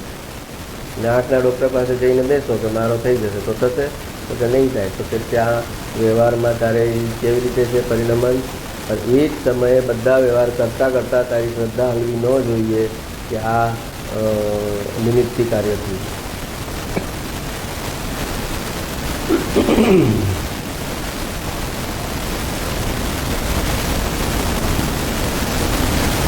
આત્મસિદ્ધિની ગાથા છે આ તો. વૈરાગ્યાદિ સફળ તો જો સહ આત્મજ્ઞાન તેમજ આત્મજ્ઞાનની પ્રાપ્તિ કણા નિદાન. બોલો, આ તો આવડવી જોઈએ ને. આ તો આત્મસિદ્ધિ લીધેલી છે આપણે. હા, આના આન્સર, અચ્છા આન્સર સાચાનો હોય ને એ ચાલે, પણ આન્સર કયો ખોટો છે એ ખબર હોવી જોઈએ. એટલું જ્ઞાન હોવું જોઈએ કે આ જ્ઞાન આ અહીંયા હું ન લખી શકું. એટલું ન હોય તો એ ડેન્જર થઈ ગયું કે એને 5 4 પૂછ્યા છે, એને 20 નથી ખબર, એ ચાલે. પણ એ કહે છે 5 4 9, તો આપણે કહે ના 9 ન થાય. એટલે 5 4 54, તો કે ના 54 ન થાય. તો પહેલાં એ તો ખબર હોવી જોઈએ કે આ નો જ થાય આન્સર. મને સાચો આન્સર ભલે ન ખબર હોય, પણ આ આન્સર ન થાય.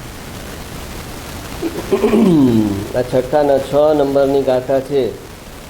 હા, એવી આગળની એ ગાથા નહીં. વૈરાગ્યાદિ સફળ તો જો સહ આત્મજ્ઞાન તેમજ આત્મજ્ઞાનની પ્રાપ્તિ તણા નિદાન.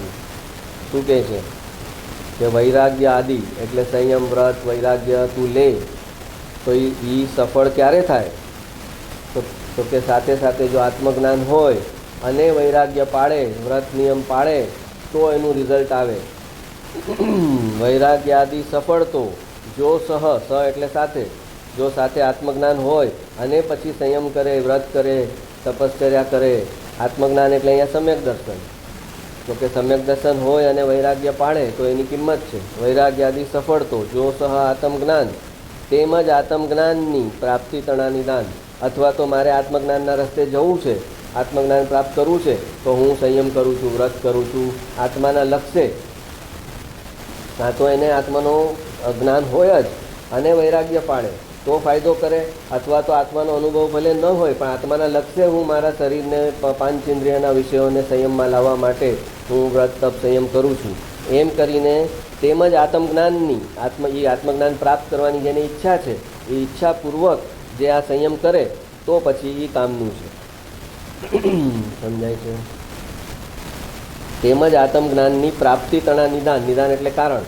આત્મજ્ઞાન પ્રાપ્ત કરવા માટે તું સંયમમાં હો, તારા 5 ઇન્દ્રિયના વિષય સંયમમાં હોય તો એ બહુ હેલ્પફુલ છે. કસાય મન થયેલો હોય, વિકાર મન થયેલો હોય તો એ તને આત્મજ્ઞાન પ્રાપ્ત કરવામાં બહુ જ હેલ્પફુલ છે. અને કાં તો આત્મજ્ઞાન હોય અને તું એ વ્રત તપ સંયમ કરે તો તારો ચારિત્રમોહ બી તૂટતો જાય. દર્શનમાં ગયો છે, ચારિત્રમોહ બી તૂટતો જાય તો ઓર વધારે તું ગુણસ્થાનમાં આગળ વધી શકે. તો પહેલાંમાં વાત કરે છે આત્મજ્ઞાન જેને છે એ વૈરાગ્ય પાડે તો એની કિંમત છે. બીજામાં વાત કરે છે કે આત્મજ્ઞાન નથી પણ આત્મજ્ઞાનનું લક્ષ્ય જેને છે એ પણ વૈરાગ્ય એ લક્ષ્યપૂર્વક પાડી શકે. એમ ન કહી શકે અરે સમ્યક દર્શન નથી, આત્મજ્ઞાન નથી તો હવે હું સંયમ કરું, એનો શું મતલબ? આત્મજ્ઞાનના લક્ષ્યપૂર્વક તું સંયમ પાડી શકે એમ એનો મિનિંગ છે.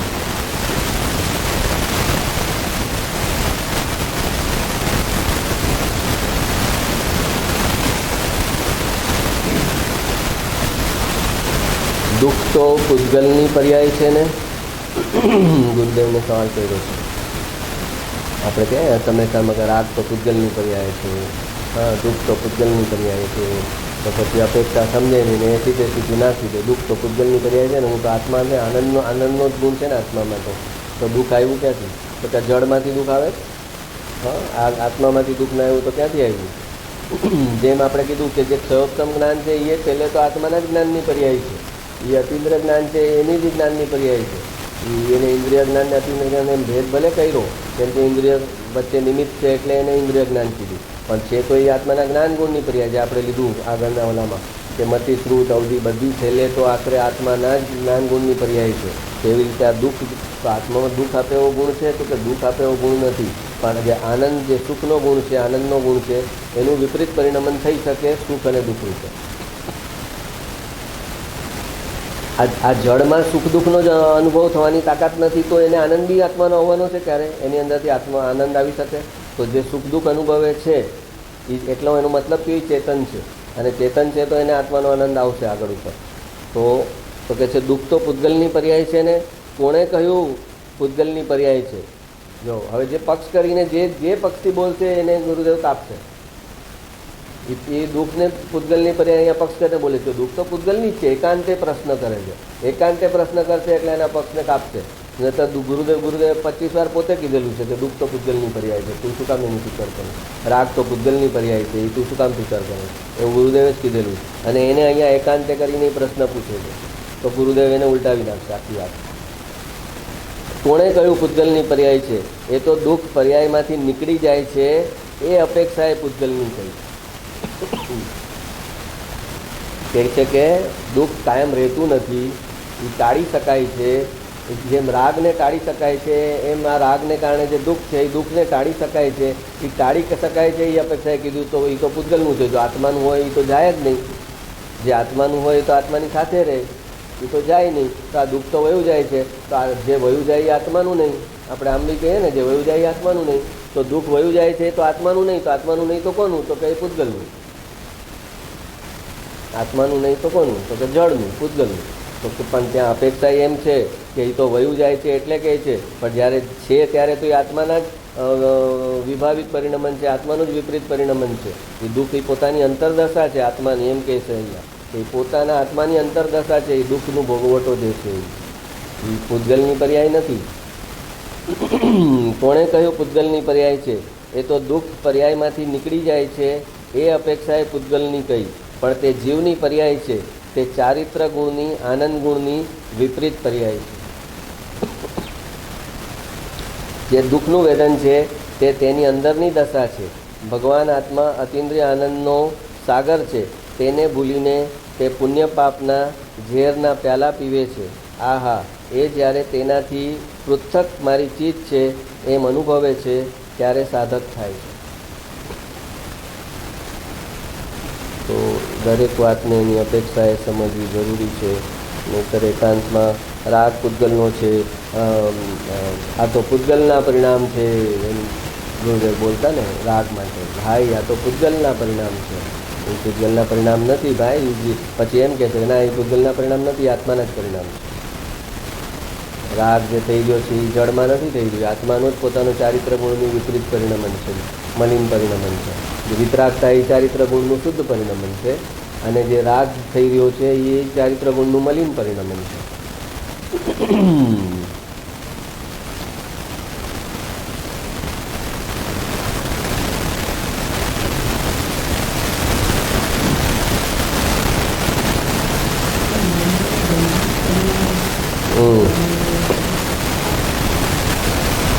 હા, સમ્યક દર્શન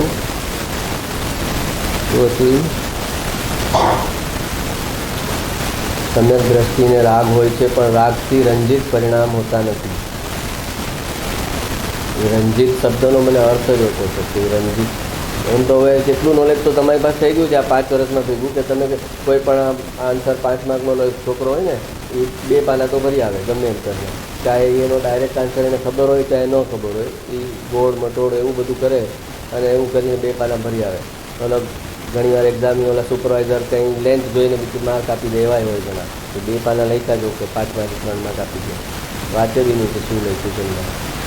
તો હવે એટલી કેપેસિટી તો તમારામાં છે, પણ હવે રાગમાં રંજિત પરિણામ નથી હોતા સમ્યક દ્રષ્ટિએ. હે, હવે રંજિત શબ્દનો અર્થ છે એકાકારપણું.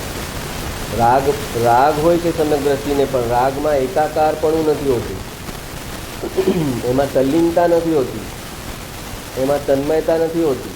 એની તન્મયતા એના સ્વભાવમાં છે, સ્વભાવમાં તન્મયતા છે. અને રાગ છે ખરો, પણ એ છે ખરો, પણ એમાં તન્મયતા નથી. એટલે કે જેટલી સ્વરૂપ તરફ તન્મયતા ગઈ છે એટલી ઓછી છે. એટલે ગૌણ રૂપે જે તન્મયતા છે એને ગૌણ કરીને કહે છે કે નથી, એને એમાં તન્મયતા છે જ નહીં એમ કહે છે. તો તન્મયતા છે પણ સ્વરૂપ તરફનું વીર્ય એટલું પ્રવાહથી એના ફોર્સથી એ તરફ જઈ રહ્યું છે, એમાં સ્વરૂપની તન્મયતા તરફનું પરિણામમાં એટલું ખેંચાણ છે કે આ બાજુ જે થોડો રાગ થાય છે એમાં જે એકત્વ છે, એકાકારપણું છે, જે એમાં જે તન્મયતા છે એ એટલી નિગ્લિજિબલ છે કે એ નથી, એટલે એ છે છતાં નથી એમ કહે છે.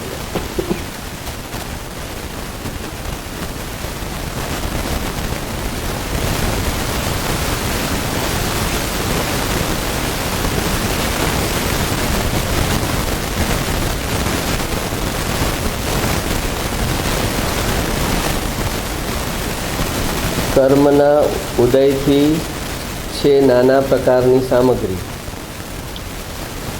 નાના પ્રકારની એટલે જુદા જુદા પ્રકારની. આ કે જે બહાર સામગ્રી તારી પાસે છે એ કે તે કર્મના ઉદયથી છે.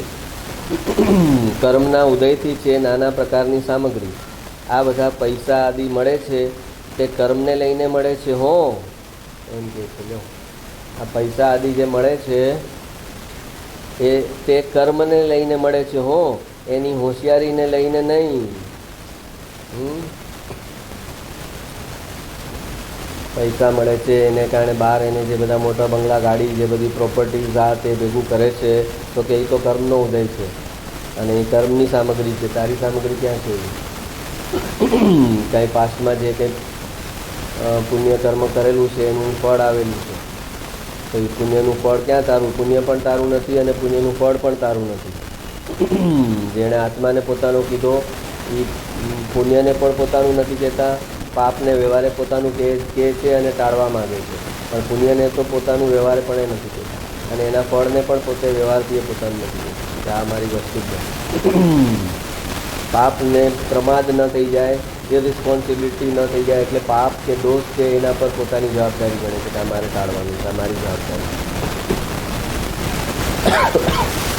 કર્મના ઉદયથી છે નાના પ્રકારની સામગ્રી.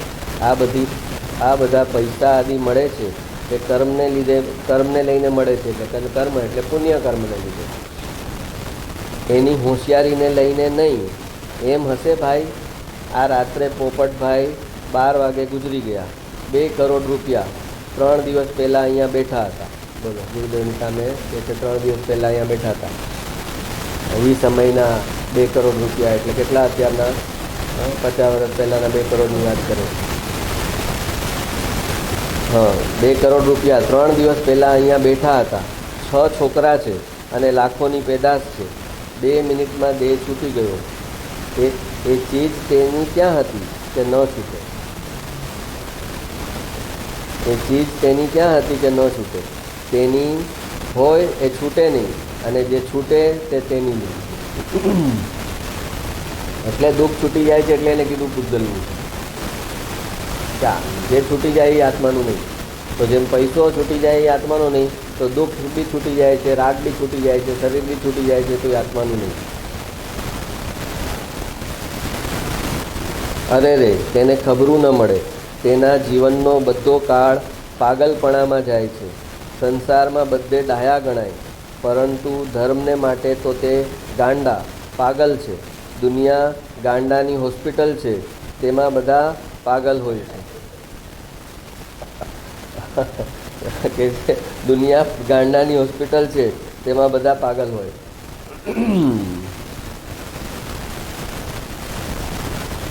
અને એક પાગલ બીજા પાગલને ડાયો કહે ને એ ડાયાનું સર્ટિફિકેટ લઈને ઓલો વધારે ડાયો થાય કે એમણે મને ડાયાનું સર્ટિફિકેટ આપ્યું છે, જો મારી પાસે 5 સર્ટિફિકેટ જમા છે. અને સર્ટિફિકેટ આપનાર પોતે પાછો પાગલ હોય. સંસારમાં બધે ભલે ડાહ્યા ગણાય, પરંતુ ધર્મને માટે તો તે ગાંડા છે, પાગલ છે.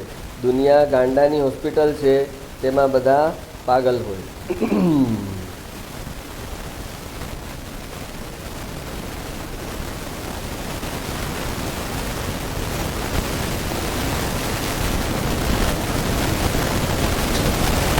કહેવાય છે આવી શરતું છે. શું થાય ભાઈ? શ્રીમદજી કહે છે ને, અનંત કાળથી આથડ્યો વિના ભાન ભગવાન, સેવ્યા નહીં ગુરુ સંતને, મૂક્યા નહીં અભિમાન. હા, કોણ ગુરુ અને કોણ સંત તેને ખબરું ન મળે. તેને સેવ્યા નહીં એટલે તેના પગ દબાવ્યા તે સેવા છે એમ નથી. તેમણે જે કહ્યું તે તેણે સ્વીકાર્યું નહીં. અનંત અનંત કાળ આ રીતે વીત્યો છે. અહીંયા કહે છે ને, સેવ્યા નહીં ગુરુ સંતને, એટલે ઓલો પાછો એમ સમજે કે આ મને પગ દબાવવા ન મળ્યા, અથવા તો મેં પગ દબાવી લીધા તો ગુરુની સેવા કરી. તો કે ભાઈ, પગ દબાવવા એ સેવ્યાની વાત નથી. એણે જે કહ્યું એ તે માન્યું નહીં, જીવનમાં ઉતાર્યું નહીં, એને કીધું કે ગુરુને સંતને ગુરુને સેવ્યા નહીં.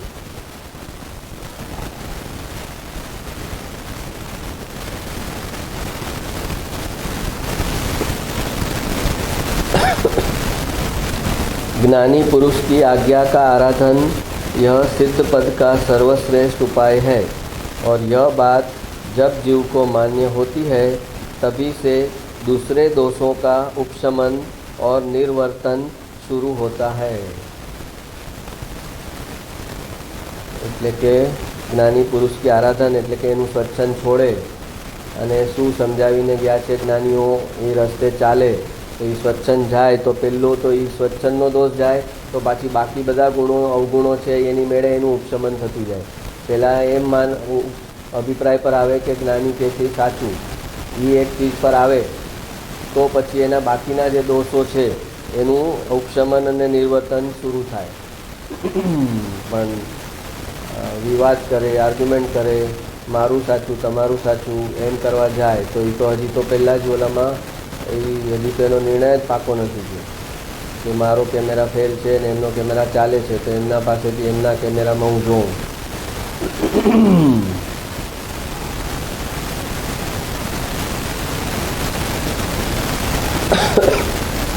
આત્માનો નિશ્ચય તે સમ્યક દર્શન, આત્માનું જ્ઞાન તે સમ્યક જ્ઞાન, અને આત્મામાં નિશ્ચલ સ્થિતિ તે સમ્યક ચારિત્ર.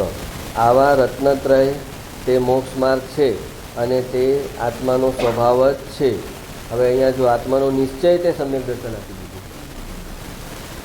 અપેક્ષા પર સમજવું પડશે કે ભાઈ અહીંયા નિશ્ચય તો નિશ્ચય કર્યો એટલે સમ્યક દર્શન, તો કે અહીંયા વ્યવહાર સમ્યક દર્શનની વાત કરી કે આત્માનો નિશ્ચય કર્યો ને એણે તો એટલીસ્ટ પોતે એટલું તો ભિન્ન પડી ગયો. જે દુનિયા આખી સમજે છે કે હું કરું છું તો થાય છે, મારા થકી થાય છે, હું કરતા છું, ભોગતા છું, એમાં એણે નિર્ણય કર્યો કે હું જ્ઞાતા દ્રષ્ટા છું, આત્મા છું, તો એ નિર્ણય કર્યો એને અહીંયા સમ્યક દર્શન કીધું.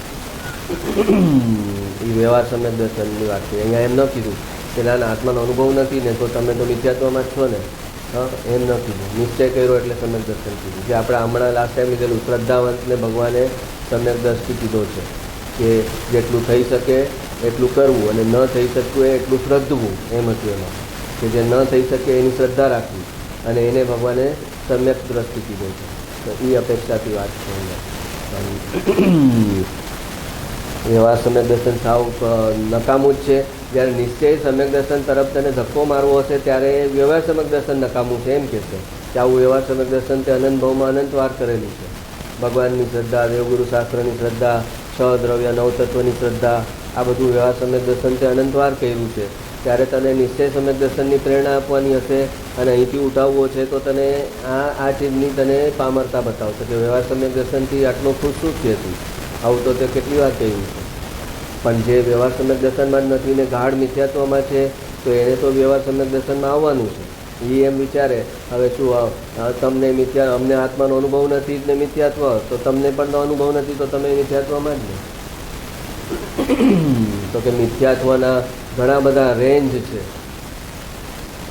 ગરીબી કહે કે અમીરી કહે તો અમીરીમાં કેટલી રેન્જ આવે, ને ગરીબી કહે તો ગરીબીમાં કેટલી રેન્જ આવે. એમ મિથ્યાત્વ શબ્દ તો મિથ્યાત્વ છે, અન્ય મતમાં મિથ્યાત્વ છે, જૈનમાં છે ને મિથ્યાત્વ છે, મહાવીર સ્વામીને માને છે ને મિથ્યાત્વ છે. તો એ મિથ્યાત્વની બધી રેન્જ છે. એટલે કીધું ઓલામાં ટોટલમાં જઈએ કે પહેલાં મિથ્યાત્વ ગળે અને પછી ચડે. તો એ જે ગળતું મિથ્યાત્વ છે એ અને જે ગળેલું જ નથી એવું મિથ્યાત્વ છે ગાઢ મિથ્યાત્વ અને ગળેલું મિથ્યાત્વ, એનો ફરક તો આવે ને. એ ફરક છે વ્યવહાર સમ્યક દર્શનમાં, કે જે વ્યવહાર સમ્યક દર્શન છે ત્યાં મિથ્યાત્વ ગળેલું છે, કયડું નથી પણ ગળેલું છે.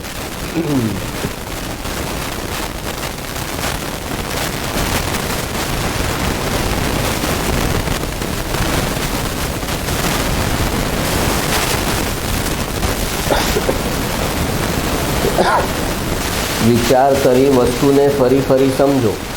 મનથી કરેલો નિશ્ચય સાક્ષાત નિશ્ચય માનશો નહીં. જ્ઞાનીથી થયેલો નિશ્ચય જાણીને પ્રવર્તવામાં કલ્યાણ છે.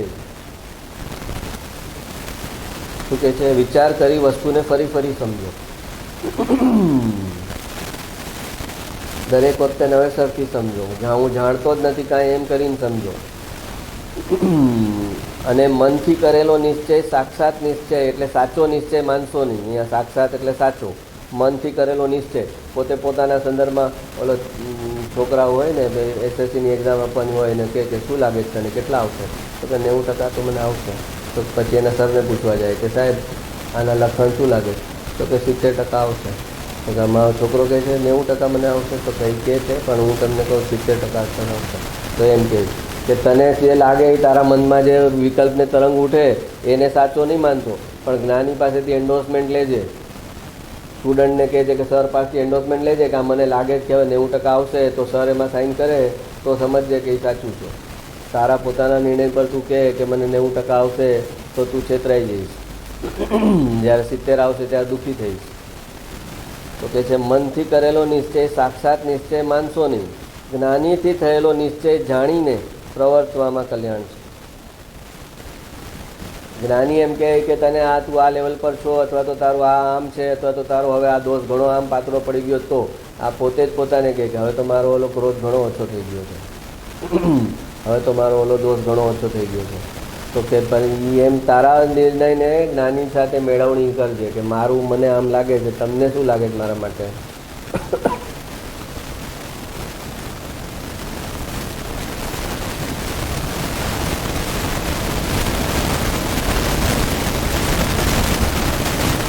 જ્ઞાનીના એટલે કે જ્ઞાનીના કેમેરાને ફેલ નહીં કરતો કે તમારો કેમેરા ફેલ છે, મારા કેમેરામાં તો બધું આ બરાબર દેખાય, કોઈ ચહેરા પર કોઈ ડાઘા નથી આવતા મારા કેમેરામાં. તમારા કેમેરામાં કેમ ડાઘા આવે છે? મારા ચહેરા પર તમારી લેન્સ પર ડાઘા છે. આમાં આવે ને, આમાં ઘણી વાર કેમેરા શું કે લેન્સ ક્લીન કરો તો ફોટો બરાબર આવશે એમ મેસેજ આવે. આમાં ફોટો લેવા જઈએ ને તો આ ધૂળ લાગી ગયો ને લેન્સ ઉપર, તો અંદરથી મેસેજ આપે કે લેન્સ ઉપરની ધૂળ સાફ કરો તો ફોટો બરાબર આવશે. તો એમ શિષ્ય એવા હોય કે જે ગુરુને કે તમારી લેન્સ જરાક સાફ કરી લો ને તો મારો ફોટો, તો કે ભાઈ વધારે જો સાફ કરીશ ને વધારે તો વધારે ફોટો તારો ખરાબ આવશે. એના કરતાં મારી લેન્સ પર થોડી ધૂળ છે ને એમાં તારો ફોટો હજી સારો આવે છે. બહુ એકદમ ચોખ્ખો કરીશ ને તો તારો ફોટો વધારે ખરાબ આવશે. એટલે કરતાં ધૂળ રહેવા દે મારી લેન્સ પર. મનથી કરેલો નિશ્ચય સાક્ષાત નિશ્ચય માનશો નહીં. જ્ઞાનીથી થયેલો નિશ્ચય જાણીને પ્રવર્તવામાં કલ્યાણ છે.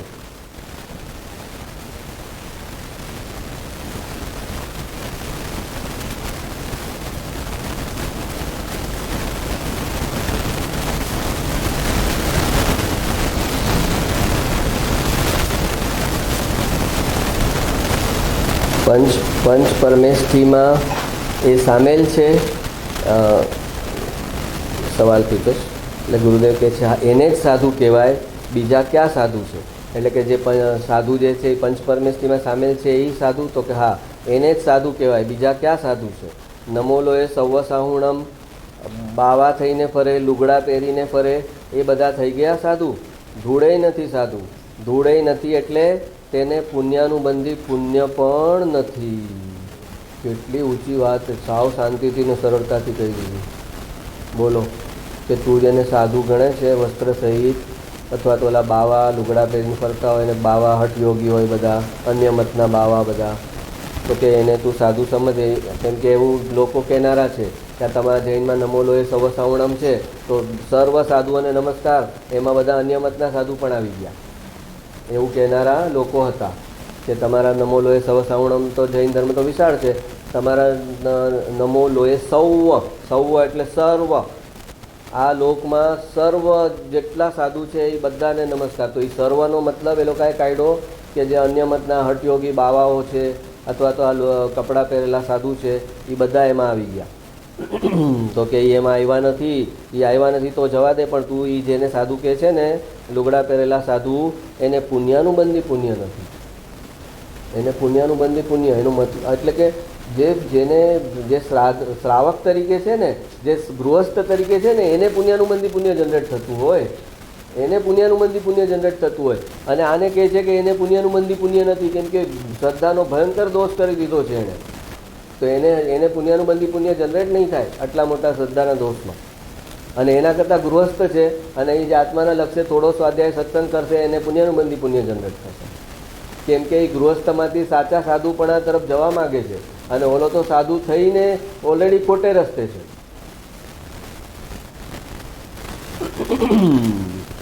હવે એનો મતલબ અહીંયા શું કામ એમ કહેવું પડે એને પુણ્યનું બંધી પુણ્ય નથી? એનો મતલબ કે પુણ્યનું બંધી પુણ્યનું પણ મહત્ત્વ છે ને ગુરુદેવની નજરમાં. ગુરુદેવની નજરમાં એ પુણ્યનું બંધી પુણ્યનું મહત્ત્વ છે. એટલે કે અરે ભાઈ, આપણે કોઈને કહે કે ઓલા કરોડપતિ, અરે ભાઈ કરોડપતિ હવે એની આગળ લાખ રૂપિયો નથી, એવી આ વાત છે. કે તું એને કહે છે, તું જેને મોક્ષે જનારા સમજે છે ને, એની પાસે દેવલોકમાં જવા માટે પુણ્યનું બંધી પુણ્ય નથી. એમ કહે છે કે દેવગતિમાં જવા માટે કે સાચો ધર્મ સાંભળવા માટે, ભગવાનના સમોસણમાં જવા માટે જે પુણ્ય જોઈએ, એ પુણ્ય પણ એની આગળ એને ઉપાર્જન નહીં થાય. કેમ કે એટલો મોટો શ્રદ્ધાનો દોષ કરે છે. એના કરતાં ગૃહસ્થ રહીને સાધના કરત ને તો ઘણું બધું કમાણી કરત પુણ્યની. પણ જે કપડાં પહેરીને પોતાને મુનિ માને છે, એ શ્રદ્ધાનો જે દોષ થયો છે, એને પુણ્યનું બંધી પુણ્યની કમાણી કરવા નહીં જાય. તો પુણ્યનું બંધી પુણ્યની કમાણી નહીં થઈ તો બચ્યું શું? અત્યારે રોંગમાં છે, અત્યારે ઓલરેડી રોંગમાં છે, અને હવે પુણ્યનું બંધી પુણ્યનું જનરેશન થઈ નથી રહ્યું, તો હવે ક્યાં જશે? ઓર નીચે જશે, ઓર આવા ખોટા નિમિત્તમાં જશે. ઓર દ્રવ્યલિંગી સાધુ થઈ 9મી ગ્રેવેક જશે, અને પછી ત્યાંથી જશે નિગોડમાં.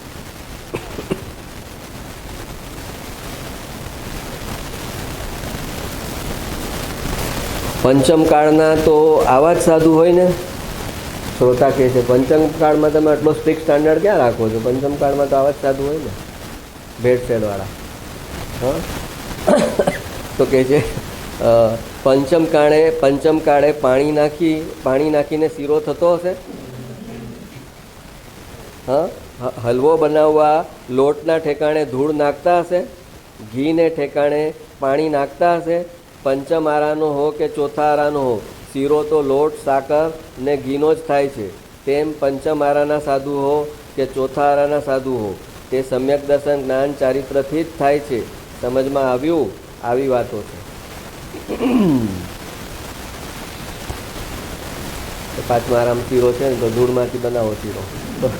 તો શીરો ધૂળમાંથી ન બને ને, એમાં આરાનો ફરક ક્યાં આવ્યો? તો કે જે સાધુ છે, ભગવાને આપેલી જે સાધુની વ્યાખ્યા છે એ જ પ્રમાણે સાધુ છે.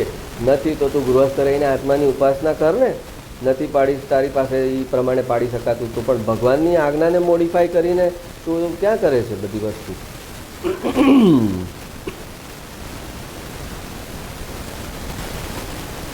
એટલે આ રહ્યો સહે આપણને ભ્રમ રહ્યો હોય ને, ત્યાં કપડાવાળા સાધુ છે તો એ નીકળી જાય. એટલે એ મેસેજ નાખ્યો છે કે ગુરુદેવે જરા જેટલું પણ એન્ડોર્સમેન્ટ નથી કર્યું કપડા સહિતના સાધુનું, કે આમ તો સંયમના માર્ગે જ છે ને, વ્રત તપ સંયમ તો પાડે છે ને, સંયમના રસ્તે સાદી જિંદગી જીવે છે ને. ના, સાદી જિંદગી જીવવાનું મહત્ત્વ નથી. મિથ્યાત્વ ઊભું છે અને સાદી જિંદગી જીવે એનો ફાયદો શું? એ મિથ્યાત્વ સહિતની દેવગતિ. સાદી જિંદગી જીવે છે તો મિથ્યાત્વ સહિતની દેવગતિ, અને એ સાદી જિંદગી આત્માના લક્ષ વગર સાદી જિંદગી છે એની. એટલે એટલો દબાયેલો છે કસાય. એ કસાય 9મી ગ્રેવેકમાં જશે ત્યારે ફાટશે. એ રૂંધાયેલો કસાય છે. આત્માનો લક્ષ ન હોય એટલે આત્માનો આનંદ ન હોય, અને આત્માનો આનંદ ન હોય તો કસાયનું દમન કરવું પડે. એ સિવાય વ્રત તપ સંયમ પાડી ન શકાય. આત્માનો આનંદ આવતો હોય તો એને શરીરને કષ્ટ મળે કે જે કંઈ એને ઓલું થતું હોય, ઉપસર્ગ આવે, બહારથી જે સહન કરવું પડે, તડકો, તાપ, આ બધું વરસાદ, તો એમાં એને આત્માના આનંદને કારણે એને અર્થ ધ્યાન ન થાય કે હું આ વસ્તુ જ હું નથી, આ મારી વસ્તુ જ નથી. એ આત્માના આનંદને કારણે આત્મ ધ્યાનના પરિણામ ન થાય અને એ ધર્મ ધ્યાનમાં ટકી શકે. તો જ્યારે આત્માનું લક્ષ ન હોય, આત્માનું ભાન ન હોય, તો આત્માનો કોઈ આનંદ ન હોય, તો હવે બાકી કઈ રીતે એ કરવાનું કરે છે? તો કે અહંકારથી, વિલ પાવરથી, મનને દબાવીને, મન પર જોગની કરીને. એ જોગની કેમ કરે છે કે જો અત્યારે આ દબાવીને કરીશ તો એનું ફળ મને સારું મળશે. અત્યારે હું જેટલું છોડીશ એનાથી અનંત ગણું મને મળવાનું છે. તો મળવાનું છે તો શું કરીશ? તો ભોગવીશ. તો મળવાનું છે તો કરીશું. તો અત્યારે એનો મતલબ છોડે છે શેના માટે? આગળ ઉપર ભવિષ્યમાં ભોગવવા માટે. આગળ ઉપર ભવિષ્યમાં ભોગવવા માટે અત્યારે છોડે છે.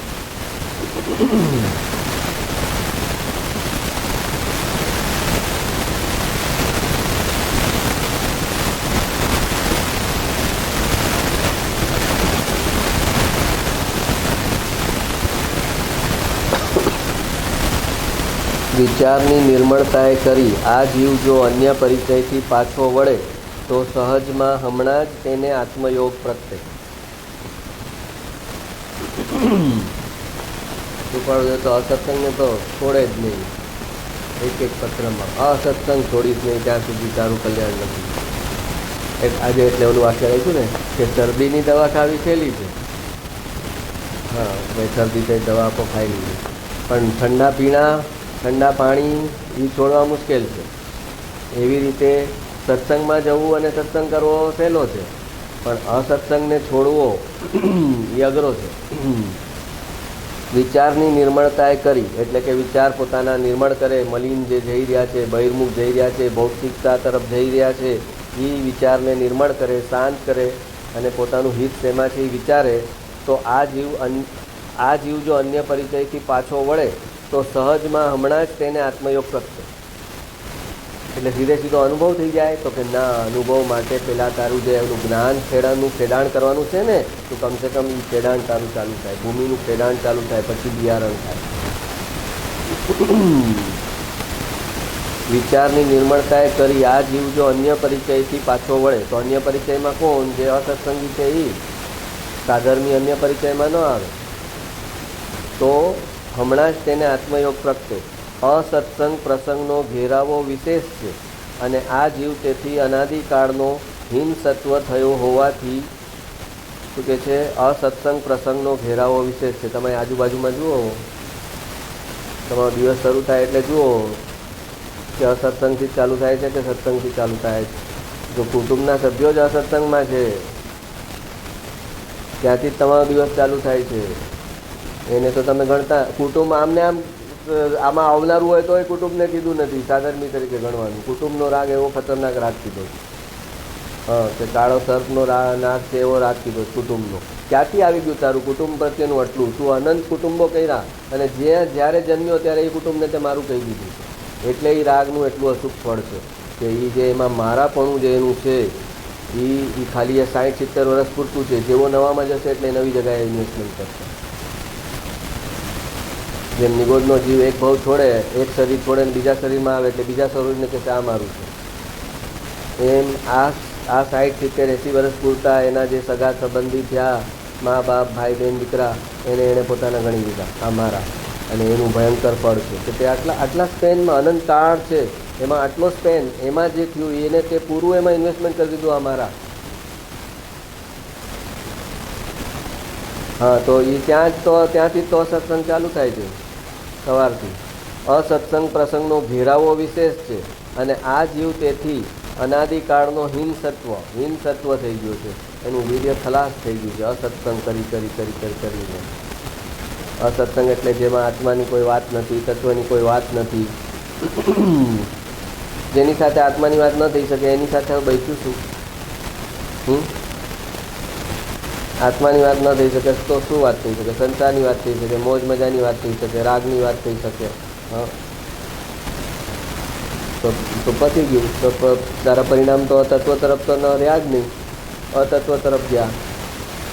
હિંસત્વ થયો હોવાથી તેથી અવકાશ પ્રાપ્ત કરવા અથવા તેની નિવૃત્તિ કરવા. આ જે અસત્સંગનો ઘેરાવો વિશેષ છે અને જે હિંસત્વપણું થયું છે એમાં કંઈ બ્રેક લાગે, અવકાશ પ્રાપ્ત કરવો એટલે એના પર કંઈ બ્રેક લાગે અથવા તેની નિવૃત્તિ થાય, એ જે હિંસત્વપણું છે એની ટોટલ નિવૃત્તિ થાય અથવા તો ફર્ધર ડિટિરિયોરેટ ન થાય તારું હિંસત્વપણું, એના માટે જરૂરી છે કે તું એ ઓલા પર બ્રેક મૂક અને એ સત્સંગ ચાલુ કર. તેથી અવકાશ પ્રાપ્ત કરવા અથવા તેની નિવૃત્તિ કરવા જેમ બને તેમ સત્સંગનો આશ્રય કરે તો કોઈ રીતે પુરુષાર્થ યોગ્ય થઈ વિચાર દશાને પામે.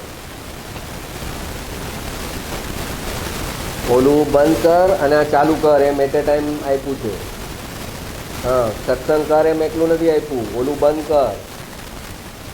અને આ ચાલુ કર, ત્યારે રિઝલ્ટ આવશે. તો શરદીની દવા ડૉક્ટર આપે ત્યારે કહે ને કે ઠંડા પીણા બંધ કરજો, ફ્રીજનું પાણી નહીં પીતા. એ સાથે સાથે જ કે દવા આપતી વખતે કે ન કે ફ્રીજનું પાણી નહીં પીતા, ઠંડુ નહીં પીતા, આઈસ્ક્રીમ નહીં ખાતા, અને આ દવા ખાજો. તો આ તો દવા ડૉક્ટરની જે ગોળી હોય એ ઠંડા પાણી પીજો. તો શરદી એ ચાલુ હતો કે દવા લીધી તો ઘા લીધી, તો શરદી મટી તો કે નથી મટી. સત્સંગમાં જાઓ છો તો કે એકે સત્સંગ મિસ નથી કરતા, ફૂલ એટેન્ડન્સ. આજે હું ચાલતો હતો ને તો એક 2-3 નાના ટાબરિયા હતા અને મમ્મી એને લઈને જતી હતી સ્કૂલમાં, છૂટ્યા હશે સેકન્ડમાં કે થર્ડમાં. અને એક ટાબરિયો બીજા ટાબરિયાને કહેતો હતો કે મને તાવ હોય ને તો પણ હું સ્કૂલમાં જાઉં છું, પૂછી જો મમ્મીને. પછી હા પરમ દિવસે જો કેટલો તાવ હતો, ઓલા બીજાને કહેતો હતો કે તો પણ હું સ્કૂલ મિસ નથી કરતો, પૂછી જો મમ્મીને. પછી મને વચ્ચે વાગ્યું હતું, અહીંયા આટલું બધું પાટું આવ્યું હતું તો પણ હું સ્કૂલમાં ગયો તો પૂછી જો મમ્મીને. તો પછી મમ્મી કહે અને પછી રિઝલ્ટ આવે ત્યારે કેવું આવે છે એ પણ કહે. બેટા હું સાંભળતો હતો વાત 2 જણા, મેં મારી સ્પીડ થોડી સ્લો કરી નાખી. તો મમ્મી કે આટલી બડા થાકે છે ને તો પછી રિઝલ્ટ કેવું આવે છે એ કહે એને. એટલે એટેન્ડન્સ તો એ નેસેસરી કન્ડિશન છે, સફિશિયન્ટ કન્ડિશન નથી. પણ થોડ છોકરા છે ને એટેન્ડન્સ ફૂલ રાખે કે રિઝલ્ટ ખરાબ આવે ત્યારે ઓલા પેરેન્ટ્સ વઢે કરે ને તો એના ડિપેન્ડમાં એક જ વાત હોય, તું મને કે એકેય મેં ક્લાસ મિસ કર્યા છે, એકેય ટ્યુશન મિસ કર્યા છે, એકેય સ્કૂલમાં ખાડા પડ્યા, ઓલા છે પિકનિકમાં જવાનું હતું હું નહોતો ગયો, ઓલા છે લગ્નમાં જવાનું હતું હું નહોતો ગયો, એકેય મિસ કર્યા છે. એટલે એ એને ડિફેન્સ સ્ટ્રોંગ રાખવો પડે. જો એમાં ખબર પડે કે એમાં મસ્તી કરી તો 2 પડે કે આ તે ખાડા કર્યા ને આ લાપરવાહી કરી એમાં ફેલ થયો, પણ આમાં એને બરાબર રાખવું પડે. થોડું હોશિયાર છોકરો છે ને એ રિસ્ક લઈ શકે બંક મારવાનું, પણ થોડો છોકરો હોય અને સમજદાર હોય કે આગળ ઉપર શું થવાનું છે, મારું રિઝલ્ટ કેવું આવવાનું છે એને ખબર છે, તો એ એટેન્ડન્સમાં જરા પણ લાપરવાહી ન કરે, બરાબર બેસે. એટલે કે એને મમ્મી પપ્પાને બોલવાનો મોકો ન મળવો જોઈએ કે તું આ ખાડા કરે છે, અમે આટલી ફી ભરીએ ને તું જતો નથી એટલે ફેલ થયો, એટલે એટલો આમ થયો, એ બરાબર. તો પણ મમ્મી કે પણ હું તારે એટેન્ડન્સને શું કરું, તારું રિઝલ્ટ તો આવતું નથી. હા તો એમ કહે છે કે ઓલું બંધ કર અને આ ચાલુ કર. એક તરફ નાસ્તિકની વાત કરે છે કે સત્સંગનું બહુ ખરાબ ફળ છે એને બંધ કર, અને સત્સંગનું બહુ સારું ફળ છે એ ચાલુ થશે સારું, પણ એ આવલું બંધ કરીશ અને આ ચાલુ કરીશ તો થશે.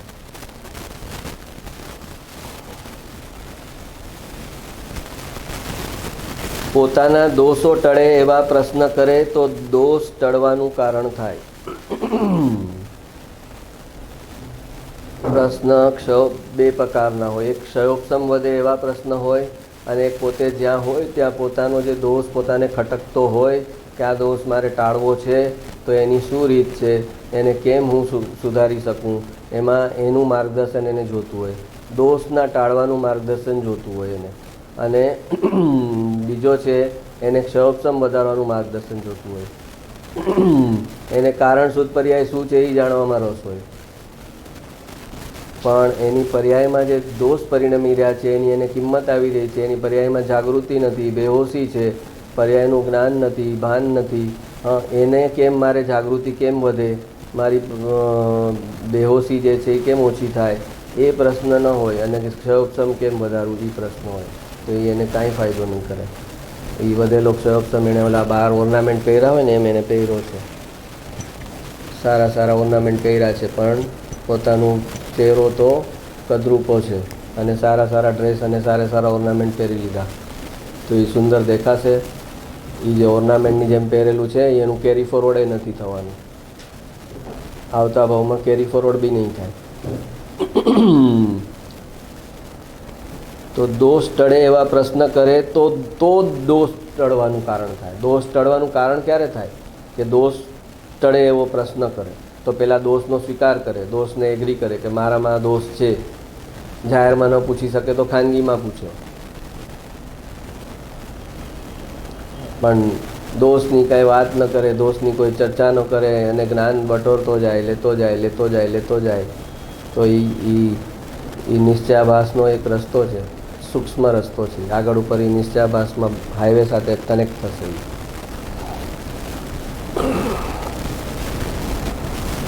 નિશ્ચયાભાસ એટલે શું? શુદ્ધ દ્રવ્ય છે એ હું છું, અને આ જે મલિન પર્યાય છે એ મારી છે નહીં. મલિન પર્યાયને મારે સુધારવાની નથી, ને દ્રવ્યથી હું શુદ્ધ છું. વાત પૂરી થઈ ગઈ. એટલે આપણે કીધેલું કે પર્યાય હે છે એનું ભાવભાષણ શું? વચ્ચે એક મેસેજ નાખ્યો હતો. પર્યાય હે છે એનું ભાવભાષણ શું શું નાખ્યો હતો જવાબ?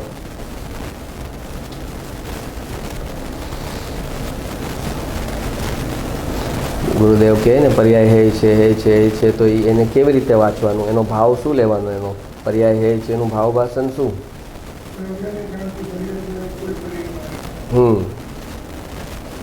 જે દ્રવ્યને આત્માને જાણનારી જે પર્યાય છે એ એક પર્યાયને છોડીને બાકીની જેટલી પર્યાય છે એ બધી હે છે, એ મારી નથી, એમ એનું ભાવભાષણ છે.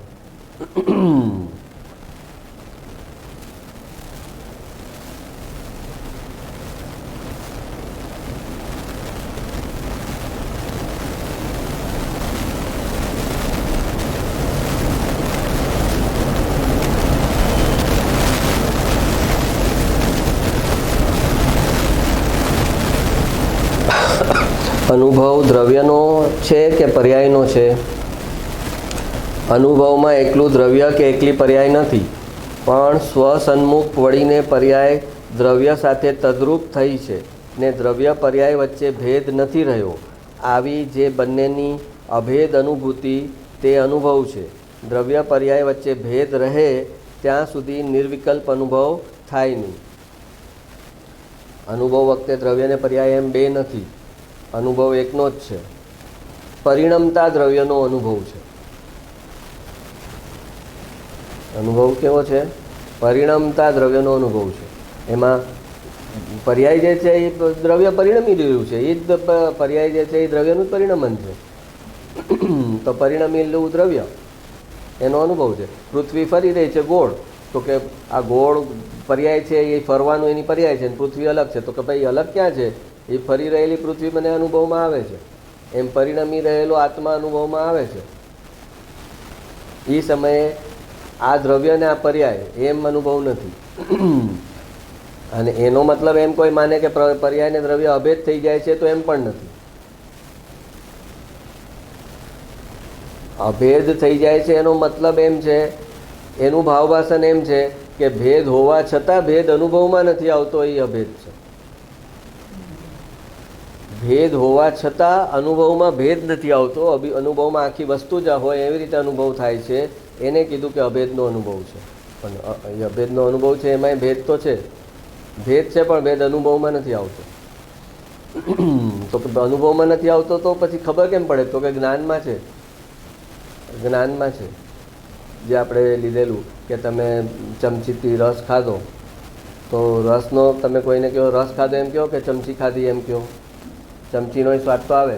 ચમચી પોતે પૂતગલ છે ને, તો એની પોતાની સ્પર્શ રસ ગુણની બધી પર્યાય છે. એની સ્પર્શ રસ ગંધ વર્ણ એ પૂતગલની પર્યાય છે ને.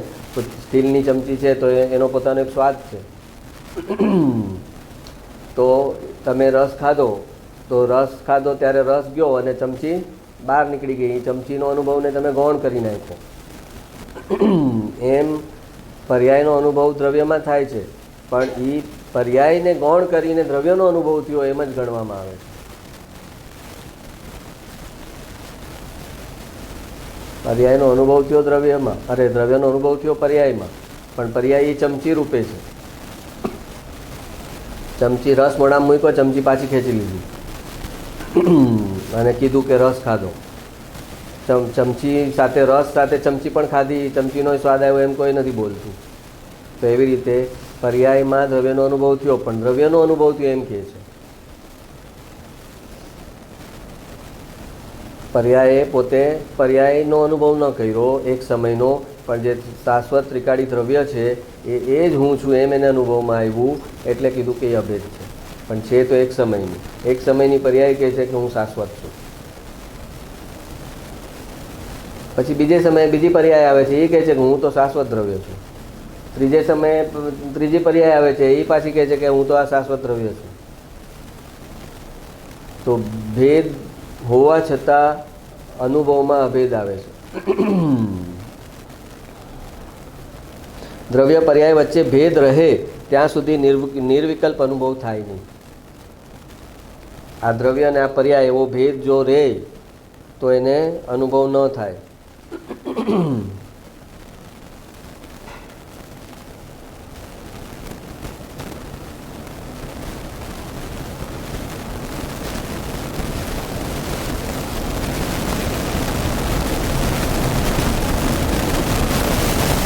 पूज्य गुरुदेव श्री के अत्यंत प्रेरणादायक विचार जो उन्होंने भरत क्षेत्र छोड़ने से सिर्फ 2 महीने पूर्व कहे थे. 22/9/1980 एना 2 महीना पछी एमनो देह त्याग थयो हतो. धीमे धीमे विचारना भाई, यह तत्व के संस्कार डालना. यह सूक्ष्म लगे तो छोड़कर व्रत नियम तप भक्ति में चला जाए तो उसके कभी भव घटते नहीं. कैसे धीमे धीमे विचारना भाई, यह तत्व के संस्कार डालना. यह सूक्ष्म लगे तो छोड़कर व्रत नियम तप भक्ति में चला जाए तो उसके कभी भव घटते नहीं. तल ने पीससे तो तेल निकलશે, માટીને અનંત કાળ પીસશે તો પણ એમાંથી તેલ નહીં નીકળે. એટલે આ નથી સમજાતું પણ આમાં જ મંડ્યો રહેશે, આમાં જ લાગેલો રહેશે. આજ મારે સમજવાનું છે એમ કરીને તો આજે નહીં તો કાલે, આ ભવે નહીં તો આવતો ભવે આ સંસ્કાર જે છે એ ઉગી નીકળશે. આ સમજવાનો જે પુરુષાર્થ કર્યો છે, પ્રયાસ કર્યો છે, સાચી દિશાનો એ ઉગી નીકળશે. પણ ઓલા વ્રત તપ નિયમમાં માસ્તરી કરી નાખશે એક ભાવમાં, બીજા ભાવમાં તો અઠાઈ કરશે ને મહિનાનો ઉપવાસ કરશે ને એને કાંઈ ખબર નહીં પડે, એટલી સાતા રહેશે. તો કે એનાથી ભાવ નહીં ઘટે. પણ આ સમજવાનો પ્રયત્ન કર્યો હશે તો આ ભવે નહીં તો આવતા ભવે પણ તને એ જ્ઞાનાવણી હટશે. આમાં તારું એકાગ્રતા થાય છે, એ સમયે તારા જ્ઞાનાવણીને ખરે છે અને ધીમે ધીમે ધીમે ધીમે તને આ ક્ષયોપસમ લબ્ધિ ઉત્પન્ન થશે સત્સંગમાં. ક્ષયોપસમ એ દુનિયાની ચીજો સમજવા માટે ક્ષયોપસમ છે, અને આત્માને સમજવા માટે જે કીધી 5 પ્રકારની લબ્ધિ જે કીધી ને, એમાં પહેલી કીધી ક્ષયોપસમ લબ્ધિ. તો કે સંઘની પંચેન્દ્રિય હોવો જોઈએ. તો કે એ ક્ષયોપસમ લબ્ધિ અહીંયા ઉત્પન્ન થશે તત્વની વાત સમજતા સમજતા સત્સંગમાં. પણ એના પર પોતે વિચાર ન કરે અને ચિંતન મનન ન કરે. જેટલું વાંચે છે, સાંભળે છે, એની સામે એટલું ચિંતન મનન પરિણામ આજે શું સાંભળ્યું એનું ચિંતન મનન ન કરે તો એ સંજ્ઞીમાંથી અસંજ્ઞીમાં વયો જશે. પોતાને વિચાર કરવાની શક્તિ મળી છે ત્યારે એ સંજ્ઞીમાં આવ્યો છે ત્યારે, અને હવે આત્માને સમજવા માટે એ વિચારણા નહીં કરે, ચિંતન મનન નહીં કરે તો એ સંજ્ઞીમાંથી અસંજ્ઞીમાં વયો જશે. તો કહે છે કે ભાઈ આ અઘરું લાગે તો પણ આમાં ટકી જાય અને એને જ સમજવાની કોશિશ કરજે. એ સંઘની પંચેન્દ્રિયમાં આવી ગયો છે, એની પાસે એટલો ઉઘાડ તો છે જ. હમણાં મેં એમને વાંચ્યું કે સંઘની પંચેન્દ્રિયમાં આવી ગયો છે, એની પાસે એટલો ઉઘાડ તો છે જ કે આત્માને સમજી શકે. આત્માને ન સમજી શકે એ વાત જ નથી. સંઘની પંચેન્દ્રિયમાં છે એ, તો એ આત્માને કેમ ન સમજી શકે? એના રસ રુચિ એને જરૂરત નથી લાગી. આ સમજવાનું મારે માટે કેટલું ઇમ્પોર્ટન્ટ છે, કેટલું ગંભીર છે એ એમ એને જરૂરત નથી લાગી. એટલે બાકી એટલો ઉઘાડ તો હરેક પ્રાણીને છે. એટલે જ તો નરકમાંય સમ્યક દર્શન છે, તિર્યંચમાંય સમ્યક દર્શન છે, દેવગતિમાં સમ્યક દર્શન છે અને મનુષ્યમાંય સમ્યક દર્શન છે. ચારેય ગતિમાં સમ્યક દર્શન છે. કેમ કે સંઘની પંચેન્દ્રિય છે એટલે એટલો ઉઘાડ હોય જ કે એ આત્માને સમજી શકે.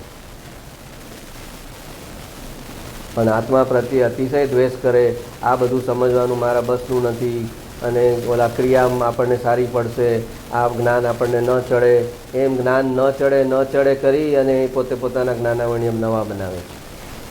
આ મને અઘરું પડશે કરી અને પોતાના નવા જ્ઞાનાવણીય કર્મ બનાવે. એના કરતાં સહેલું પડશે. કેમ ન સમજાય? એક સાયકલ બાળપણમાં ચલાવવાની હતી તો કેટલી વાર પડ્યો અને પાછો તોય ઊભો થયો ને ચલાવવા લાગ્યો. પહેલાં આપણને કોઈ પકડતા, પછી આપણે સીટ પર બેસીએ, પછી થોડું કામ આપણને આગળ કરે, પછી ચલાવતા અને પછી આપણી મેળે ચડતા થઈ ગયા સાયકલ પર. તો એમ એને કોઈ પણ ચીજનો અભ્યાસ લાગે છે, પ્રયત્ન લાગે છે, પણ એને પોતાનું લક્ષ્ય હોવું જોઈએ કે આ સમજવું મારે માટે જરૂરી છે, અનિવાર્ય છે. અને ક્ષયોપસમ વધારવા માટે નહીં, પણ આ સાચી અર્થમાં સમજણ કરી, એનું ભાવભાષણ કરી અને મારા આત્મામાં જવા માટે મારે આ સમજવું જરૂરી છે. ક્ષયોપસમ અને જ્ઞાન વધારવા માટે જરૂરી સમજવાનું છે એમ નહીં. જે આપણે ઓલા હમણાં આગલા સત્સંગમાં લીધેલું કે શાસ્ત્રમાંથી કયું જ્ઞાન સમજવાનું છે, તો કે શાસ્ત્રમાંથી શાસ્ત્ર એ જ્ઞાન સમજાવે છે કે શાસ્ત્રમાંથી જ્ઞાન નહીં આવે, સ્વભાવમાંથી જ્ઞાન આવશે. આ એક ચીજ સમજાવે છે શાસ્ત્ર ખાલી, કે શાસ્ત્રમાં જ્ઞાન નથી, પણ જ્ઞાન જે સ્વભાવમાંથી આવે છે એ સ્વભાવ બતાવે છે. શાસ્ત્ર સ્વભાવને બતાવે છે કે આ અહીંયા સ્વભાવ છે તારો અને ત્યાંથી જ્ઞાન આવશે. આટલું જ આ શાસ્ત્રનો આટલો જ યુઝ છે. બાકી ક્ષયોપસમ ભેગો કરવા માટેનો યુઝ છે એ પંડિતને યુઝ છે. આપણા માટે એટલો યુઝ છે કે કન્ટિન્યુઅસ સ્વભાવ બતાવે છે કે આ જે પદાર્થ છે, આ જે સ્વભાવ છે તારો, ત્રિકાળ સ્વભાવ છે તારો, જ્ઞાન સ્વભાવ છે, એમાંથી જ્ઞાન આવશે. એમાંથી એ ગુરુદેવ જે 25 વર્ષ જે સંસ્કાર નાખ્યા એ શું નાખ્યા, તો કે ત્રિકાળ સ્વભાવ છે એમાંથી જ્ઞાન આવશે. શાસ્ત્રમાંથી જ્ઞાન આવશે એમ નથી કીધું, તારા ત્રિકાળ સ્વભાવમાંથી જ્ઞાન આવશે. એ સંસ્કાર એને જે પડે છે તો એ એનું ઊભી નીકળશે આગળ ઉપર. હા, તો કહે છે કે આ અઘરું લાગે એટલે વ્રત નિયમ તપમાં વયો જાય, શુભમાં વયો જાય. તો કે એમ તો ખોટા રસ્તે તો નથી ને. આપણે એમ વિચારીએ છીએ ને કે ભાઈ ખોટા રસ્તે ક્યાં લઈ જાય છે, સાચા રસ્તે જ છે ને, પાપ થોડી કરાવડાવે છે, શુભ રાગના રસ્તે જ છે ને, આગળ ઉપર ધીમે ધીમે. તો ના, એમ નહીં થાય, એમ ધીમે ધીમે નહીં થાય. શુભ તરફ ઝૂકીને ધીમે ધીમે નહીં થાય. તત્વ તરફ ઝૂકે પછી શુભ કરે તો થશે. ઝૂકે તત્વ તરફ અને પછી પોતાને અશુભથી બચવા માટે શુભને સાથે રાખે. સ્વચ્છંદી ન થઈ જાય, પ્રમાદી ન થઈ જાય, નિશ્ચયાભાસી ન થઈ જાય, એટલું શુભને સાથે રાખે, પણ ઝૂકે પોતાના તત્વ તરફ, ત્યારે થશે કામ. કીધું પહેલાં શુદ્ધ સ્વભાવની સ્થાપના થાય અને પછી શુભનો વ્યવહાર હોય. શુદ્ધ સ્વભાવની સ્થાપના વગર જે શુભનો વ્યવહાર આપે એ મિથ્યાત્વ. અત્યારે તો સારું લાગે છે. એ કેવું સારું લાગે છે, ખાલી ઓલા તાવના પોતા મૂકે, ઠંડા પાણીના પોતા, અને ઓલા તાવના પેશન્ટને સારું લાગે. હા, મને ઘણું સારું લાગે, ઘણું સારું લાગે, પણ તાવ ઉતરો નથી એનો, એને પોતાથી સારું લાગે છે. એમાં શુભ ભાવના, શુભ રાગના, શુભ ક્રિયાના, ભક્તિના પોતા મૂકે છે, એટલે એક ભાવ સારો આવશે. પણ શુભ ભાવમાં જેણે આત્મામાં અહમપણું નથી કર્યું એનું પોતાના શુભ ભાવમાં કેટલું અહમપણું આવશે. અને એ શુદ્ધ સ્વભાવને સ્વીકાર્યા વગર શુભ ભાવમાં છે, એટલે એ શુદ્ધ સ્વભાવનો તો અનાદર થયો, તિરસ્કાર થયો. એનું ફળ શું આવશે? શુદ્ધ સ્વભાવનો તિરસ્કાર કર્યો એનું ફળ નિગોચ છે. એટલે કીધું પુણ્યનો મહિમા સમજવાનો છે અને પુણ્યની મર્યાદા સમજવાની છે. બે એટ એ ટાઈમ સમજવાના છે. પુણ્યનો મહિમા ચૂકી જશે, મહિમા નહીં સમજે તો નિશ્ચયાભાસી થયા વગર રહેશે નહીં, નિશ્ચયાભાસી થશે. અને પુણ્યની મર્યાદા સમજશે તો એ પુણ્યનો યુઝ કરી અને પોતાના સ્વભાવમાં જશે.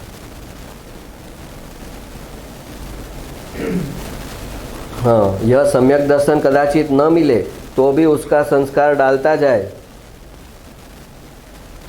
જો એમ કે ખબર છે કે લોકો કહેશે ભાઈ આ તત્વની કટાકૂટ કરશું, અમને સમ્યક દર્શન થવાના તો કોઈ ચાન્સ દેખાતા નથી, તો હવે તોય કહે છે કે યહ सम्यक दर्शन कदाचित न मिले तो भी उसका संस्कार डालता जाए तो करते करते करते करते अगले भव में भी प्राप्त होगा. हाँ, 4 बार करते करते लेकिन 4 बार. यह सम्यक दर्शन कदाचित न मिले तो भी उसका संस्कार डालता जाए तो करते करते करते करते अगले भव में भी प्राप्त होगा. आहा, परंतु व्रत नियम भक्ति लाख करोड़ करते करते दूसरे भव में भी समकित होगा, ऐसा 3 काल में नहीं है. કેટલી ક્લેરિટીથી કેટલું એન્ડોર્સમેન્ટ કરેલા છે કે જે સમજદાર હોય, સરળ હોય, એની ગંભીરતા સમજી અને એની અગેન્સ્ટમાં જાય જ નહીં, એને સાથે રાખીને ચાલે કે શું કીધું છે ગુરુએ. હવે આટલી ખુલ્લી વાત ન કરત તો, હા, હવે આ ખુલ્લી વાત કરે તો પાછા નારાજ થાય ને થવાવાળા. તો આટલી ખુલ્લી વાત કરે તો નારાજ થવાવાળા થાય, એટલે એના પછી એના પુસ્તક હાથમાં ન લે, એના શાસ્ત્રો હાથમાં ન લે, એ સમજાવે નહીં. તો કે ભાઈ એ ન સમજાવે એનાથી શું છે, એનાથી થોડી વસ્તુ સ્વરૂપ બદલાઈ જશે. એનું ફળ તો એને આવવાનું છે કે એ શુદ્ધ સ્વભાવનો અનાદર કરે છે, તો એનું ફળ તો એને આવવાનું છે. એટલે તત્વમાં લાગેલા રહેવું, સમ્યક દર્શનનું એ ટાર્ગેટ ન રાખવા. ઘણા કે આ જન્મમાં તો સમ્યક દર્શન મારે લઈને રહેવું છે. ભાઈ આ જન્મ મારે MBA થવું છે, CA થવું છે, એના એવા ટાર્ગેટ હોય તોય સમજીએ હજી તો કે આ મારે સમ્યક દર્શન હવે તો લઈને રહેવું છે. હા, તો તે લઈને રહેવું તો સમ્યક દર્શન દ્રવ્ય છે કે પર્યાય છે? તો કે પર્યાય છે. તો કે પર્યાય પર તારું આટલું બધું આધિપત્ય કે હું કરીને જ રહીશ એવો તારું કંટ્રોલ એટલો પર્યાય ઉપર. તો પર્યાય ઉપર તારો કંટ્રોલ કરવા જઈશ તો તું તો ઓલરેડી ગળા સુધીના મિથ્યાત્વમાં છે. મને જે ગુરુ સમજાવે છે કે જે ધ્રુવ દ્રવ્ય છે એ મારા મતિસ્વરૂપ જ્ઞાનમાં એનું ભાવ વાસન થાય ન થાય તો વિકલ્પથી પણ એને પકડતો રહું કે એ જે ધ્રુવ દ્રવ્ય છે એ હું છું, હું છું, હું છું. પર્યાય મારી નથી. પર્યાયમાં જે થવાનું હોય થાય. આ ધ્રુવ દ્રવ્ય હું છું. બસ જે ધ્રુવ દ્રવ્ય હું છું કેવું એ જ સમ્યક દર્શન છે. એ પહેલાં વ્યવહાર સમ્યક દર્શન છે અને પછી અનુભવ રૂપે થવાનું છે. પણ ધ્રુવ દ્રવ્યમાં હું પણુની સ્થાપના કરવી અત્યારે નિર્વિકલ્પ નથી થતું તો વિકલ્પ રૂપે કર. પણ એ વિકલ્પ બી એકલો વિકલ્પ ન હોય. જેમ કીધું ને ઓલામાં સાથે સાથે અતિન્દ્રિય જ્ઞાન હોય અને ઓલું આપણે વચ્ચે લીધેલું કે એ વિકલ્પવાળું છે એમાં પણ નિર્વિકલ્પતા છે. રાગ હોવા છતાં એમાં સાથે વિતરાગતા છે અંદર. એટલે એ વિતરાગતા આગળ ઉપર વિતરાગતામાં પરિણમશે. એમ સમજણપૂર્વક એ ધ્રુવ દ્રવ્યનો આશ્રય કરે કે જે ધ્રુવ દ્રવ્ય બતાવે છે એ હું છું. એમ દરેક પરિસ્થિતિમાં ભેદજ્ઞાન કરવા માટે આ ધ્રુવ દ્રવ્યને વચ્ચે લાવે. અત્યારે ભલે વિકલ્પ રૂપે છે તો એ જ વિકલ્પ રૂપે જે સંસ્કાર પડે છે એ આગળ ઉપર નિર્વિકલ્પ અનુભવમાં પરિણમશે. પણ ઓલી ભક્તિ ને વ્રતના આ નથી પડતું હમણાં આપણને. તો ઓલા સંયમના રસ્તે તો કરો ભક્તિ ને તપ ને વ્રત, તો કે એનાથી તો એને દર્શનમાં અને ચારિત્રની સ્થિતિ ઓર વધતી જશે. આત્મામાં અહમપણું કર્યા વગર એ વ્રત તપ સંયમ કરશે એટલે એની દર્શન મોહની સ્થિતિ ઓર વધી જશે. કેમ કે એમાં કરતાપણું આવ્યા વગર રહેશે નહીં. આ હું કરું છું એમાં એનો ભાવ આવ્યા વગર રહેશે નહીં. એટલે એનો દર્શન મોહની સ્થિતિ ઓર વધી જશે. દર્શન મોહ કાઢ્યા વગર જે ચારિત્ર સુધારવા જાય એનો દર્શન મોહ ઓર વધતો જાય.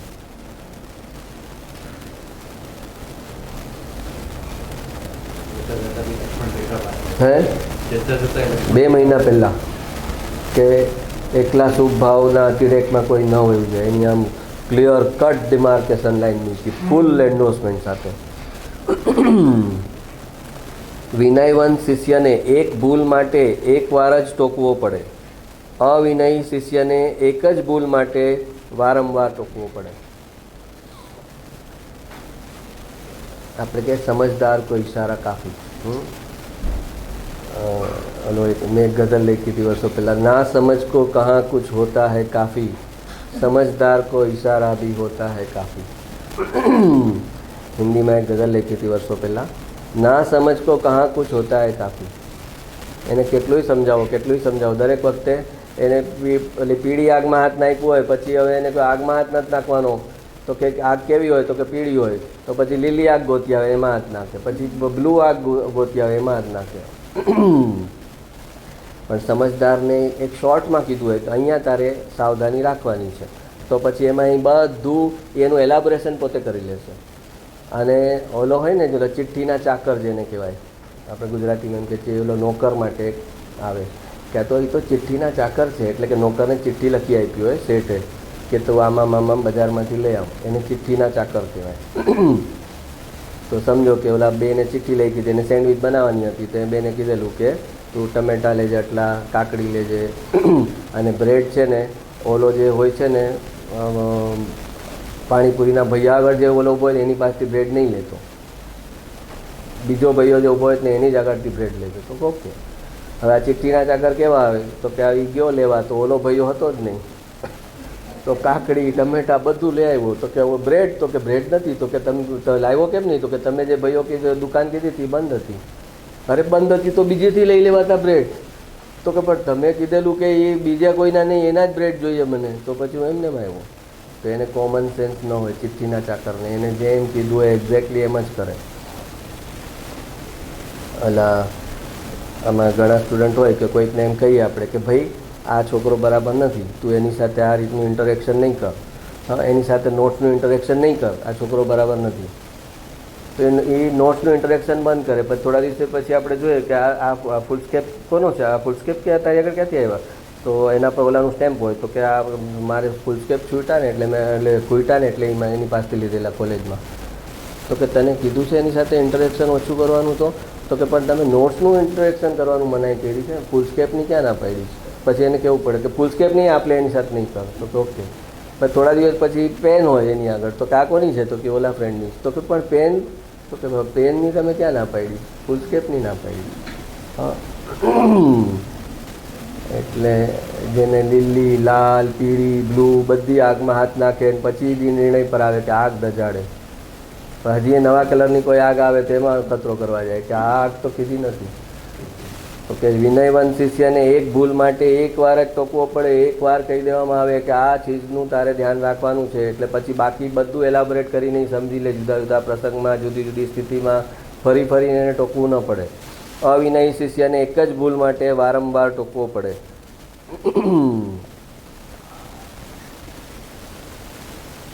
જેની પાસેથી જ્ઞાન મળ્યું હોય તેનો વિનય કરવો. જો આ ગુરુદેવ છે, વ્યવહારની વાત બોલે છે, નિશ્ચયની નથી બોલતા. જેની પાસેથી જ્ઞાન મળ્યું હોય તેનો વિનય કરવો, ભગવાનના શાસ્ત્રનો વિનય કરવો. જ્ઞાની પાસેથી વાત મળવા છતાં કહે કે અમારા શાસ્ત્રમાં પણ આવી જ વાત છે ને હું પણ એમ જ માનતો હતો, અમારામાં પણ નિશ્ચય ને વ્યવહાર બંને છે એમ માને તો વ્યવહારનો પણ તે ચોર છે. આત્માનું ભાન નથી માટે નિશ્ચયનો તો ચોર છે જ, માટે એવો અવિનય ન કરવો. ઘણા આ વાત સાંભળે ને તો કે હા અમારામાં અમે જે મહારાજ પાસે જે છે એ આ જ કહે છે. એકચ્યુઅલી આ તમે આજે મને સમજાવ્યું ને, આ સમજ્યો નહોતો ત્યારથી હું આમ જ કરું છું. તું સમજ્યો નહોતો ત્યારે જે કરતો હતો ને હવે જે સમજણપૂર્વક કરે એનો ફરક ખરો કે નહીં? પણ એ આ ક્લિયર કટ અહીંયા એમ બતાવે કે ક્રેડિટ ન આપે. જ્યાંથી સાચું જ્ઞાન મળ્યું છે એને ક્રેડિટ ન આપે. અને એમ કે એકચ્યુઅલી તો આ બધું મારે નાનપણથી હતું જ મારામાં, આ બધું હું સમજતો હતો જ. અમારા પણ મતમાં આમ જ આવે, નિશ્ચય અને વ્યવહાર બંનેની સમજણ હોય જ. પણ તને ખરેખરું ક્લિક ક્યાં થયું, કેવી રીતે થયું એની ક્રેડિટ ન આપે અને ગોળ ગોળ વાત કરે. તો કે એ વ્યવહારનો તો ચોર, નિશ્ચયનો તો ચોર છે જ, એને આત્માનું ભાન નથી એટલે. પણ આ વ્યવહારનો એ ચોર થયો કે જ્યાંથી આત્મજ્ઞાન મળ્યું છે એ નિમિત્તને બી હોલ હાર્ટેડ ક્રેડિટ આપવી જોઈએ એ નથી આપતો. એમાં પણ એ ડિસ્કાઉન્ટ કરે છે, એનું પણ જસની ચોરી કરે છે. એટલે જસની ચોરી કરે છે એટલે એનું પોતાનું નામકર્મ ખરાબ થશે. એનું નામકર્મ કેમ ખરાબ થાય? તો કે બીજાને આપવામાં જસ જેટલો આપવો જોઈએ એટલો ન આપ્યો, અથવા તો અબજસ આપ્યો, અથવા તો એ જસમાંથી ચોરી કરી અને પોતાના નામ પર કોઈ કે લખ્યું હોય પોતાના નામ પર લખી કાઢે, એવું બધું કરે ને. એટલે એ બધા એને કારણે એનું પછી નામકર્મ ખરાબ થાય. પછી એને એવી સ્થિતિ આવે કે એ સારામાં સારા ગીત લખે, ઓલો પ્રોડ્યુસર ડાયરેક્ટર આવી ખાનગીમાં એની પાસેથી લઈ લે, 500 રૂપિયામાં એ ગીત લઈ લે અને ઓલા સ્ક્રીન ઉપર ઓલા ડાયરેક્ટરનું નામ આવે, song written by this director. તો અરે આ ડાયરેક્ટર ગીત ક્યારથી લખવા લાગ્યો? હા, તો કે આવી રીતે લખવા લાગ્યો. ઓલો ગરીબ કોઈ શાયર હતો, ઝૂંપડપટ્ટીમાં રહેતો હતો, એને મળ્યો કર્યો કે આ જો બહુ સારું લખે છે, કોઈ લે આવ્યો એને. તો કે શું વાત છે તારો, આટલું મને આપી દે. કેટલા?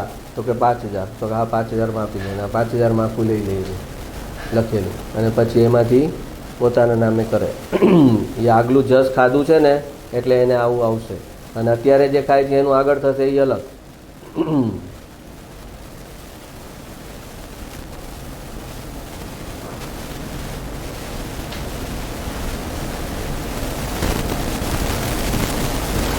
હા, પુણ્ય એટલે debit card, pay first enjoy letter. Debit કાર્ડમાં તો તમારી બેંકમાં હોય તો જ ડેબિટ થાય ને, પહેલાં હોવા જોઈએ. હા, તો કે પુણ્ય એટલે debit card, pay first enjoy letter. અને પાપ એટલે credit card, enjoy first pay letter. પણ આપણને ક્રેડિટ કાર્ડમાં જ વધારે મજા આવે છે ને. હા, ડેબિટ કાર્ડમાં તો આપણા બેંકમાં હોય એટલા જ વાપરી શકાય, ઓલામાં તો આપણે એક્સેસ વાપરી શકાય. હા, શુષ્ક સાધર્મી કરતાં જીવંત મિથ્યાત્વી સારો, એના મિથ્યાત્વને બાદ કરી એની જીવંતતાને ગ્રહણ કરી શકાય.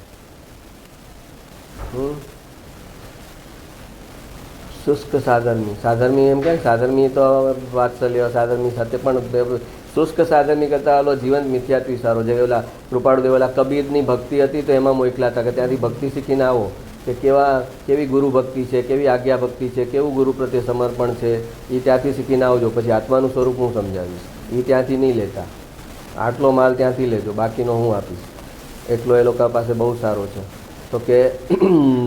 તો કે આ મિથ્યાત્વી હોય એ ઘણીવાર સરળ ને સહજ હોય છે, અને સાધર્મી થઈ જાય, આત્મજ્ઞાન લે અને એનામાં સરળતા અને સહજતા નથી હોતી. એનામાં શુષ્કતા હોય છે, ભાવની શુષ્કતા હોય છે, કોઈ ચીજની એને ઇફેક્ટ નથી થતી. આપણે જે કીધું ને ઓલું કે વિતરાગ વાણીને વિતરાગતાથી વિતરાગ વાણીને શું હતું? નહીં, વિતરાગ વાણીને જૂઠી વિતરાગતાથી સાંભળે એ શુષ્ક જ્ઞાનીનું લક્ષણ છે, એમ કીધેલું. તો આ જૂઠી વિતરાગતા એટલે શું? જૂઠી વિતરાગતા એટલે જે રાગની ભૂમિકામાં છે એમાં એને જે હર્ષ આવવો જોઈએ વિતરાગ વાણી સાંભળીને, એનો જે ભાવ ઉછળવો જોઈએ, આ ગુરુદેવ જેવાના ભાવ આમ ઉછળે છે, આપણે ઝાલી ન શકાય એવા. તો તું ક્યાં આગળ છો કે તને કોઈ ચીજનું કંઈ વિસ્મય ન થાય, કુતૂહલ ન થાય, તને કોઈ ભાવ સ્પર્શે નહીં, તારા ભાવમાં કોઈ ઉછાળો ન આવે. આમ ઓલો મરેલો માણસ હોય, મરવાની એનો કાર્ડિયોગ્રામ આમ સ્ટ્રેટ આવે ને, હા, બાકીનો કાર્ડિયોગ્રામ કેવો હોય? અપડાઉન વાળો હોય ને.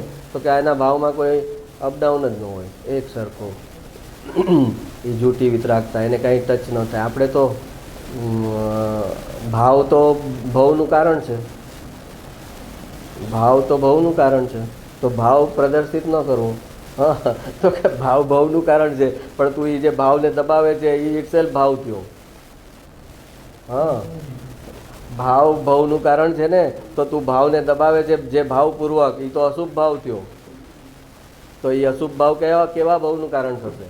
ભાવ બતાવીશ તો દેવગતિનું કારણ છે, એ બરાબર છે કે ભાવ ભવનું કારણ છે, પણ તું ભાવને દબાવીશ, એને પૂરેપૂરો વ્યક્ત નહીં કરે, તો એ જે અશુભ ભાવ થયો તે અશુભપૂર્વક એનું દમન કર્યું, એ ભાવ કયો છે? એ અશુભ ભાવ છે. તો એ અશુભ ભાવનું ફળ શું આવશે? એ ભાવનું કારણ નથી. તો કે ઘણીવાર એમ થાય કે આ મિથ્યાત્વી સાથે રહેવું સારું છે, એટલી સરળ હોય, એટલી સહજ હોય. એમ કહે ને ઘણા જેને કોઈ બેડ હેબિટ ન હોય ને, એને એનો બહુ અહંકાર હોય એક તરફ. ઘણા લોકો એમ કહે, જો અમે બીડી નથી પીતા, અમે સિગરેટ નથી પીતા, અમે દારૂને ટચ નથી કર્યો, અમે નોનવેજ નથી ખાધું, અને એ વાત કરે તો એમ લાગે કે આ અને કેટલું એની અહંકાર છે, મેં નથી કર્યું એનું કેટલું એકત્વ છે એને. અરે નથી કર્યું તો મારા સ્વભાવમાં જ નહોતું કર્યું, આ મને ટચ કરવાનું ઈચ્છા જ નથી થઈ, નથી કર્યું, તો એમાં એનું એટલું વેટેજ આવશે કે આ મેં નથી કર્યું. મને તો ચાની આદત નહીં, મને તો આની આદત નહીં, મને તો કોઈ ચીજ વગર કાંઈ ન ચાલે એવું નહીં.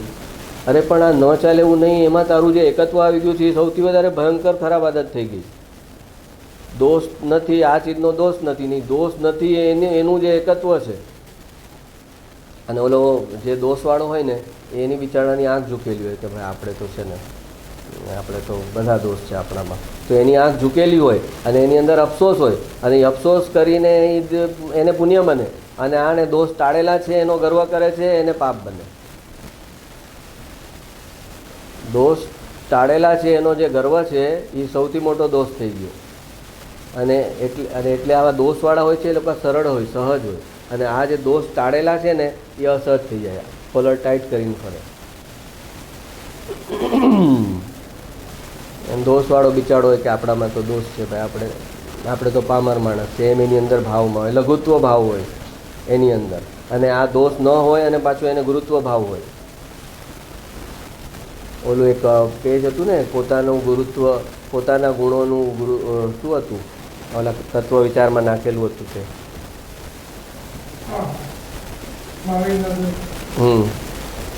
એટલા માટે આવું વાક્ય લખાઈ ગયું છે કે શુષ્ક સાધર્મી કરતાં જીવંત મિથ્યાત્વી, એની સાથે કમસે કમ સરળતાથી એની સાથે જીવી શકાય છે. એ જે છે એ બતાવે છે, એની અંદર રાગ છે, વિકાર છે, એની અંદર દોષ છે, વ્યસન છે, એ જે છે એ સ્ટ્રેટ બતાવે, જો હું આમ છું, તો એની સાથે કંઈ રિલેટ થઈ શકે. જે વ્યક્તિ જેમ છે એમ બતાવે તો એની સાથે રિલેશન થઈ શકે. પછી એને એની રોંગ ચીજોને બતાવવાની ને સુધારવાની એ વસ્તુ અલગ છે, પણ એટલીસ્ટ એ નેચરલ છે ને, એટલે એની સાથે રિલેશન થઈ શકે. પણ જે આત્મામાં આવે, સત્સંગમાં આવે અને અનનેચરલ થઈ જાય, ખોટી વિતરાગતા બતાવે, પોતે જે ભૂમિકામાં નથી એનાથી આગળની વિતરાગતા બતાવે, તો તો એની સાથે કોઈ રિલેશન ન બની શકે.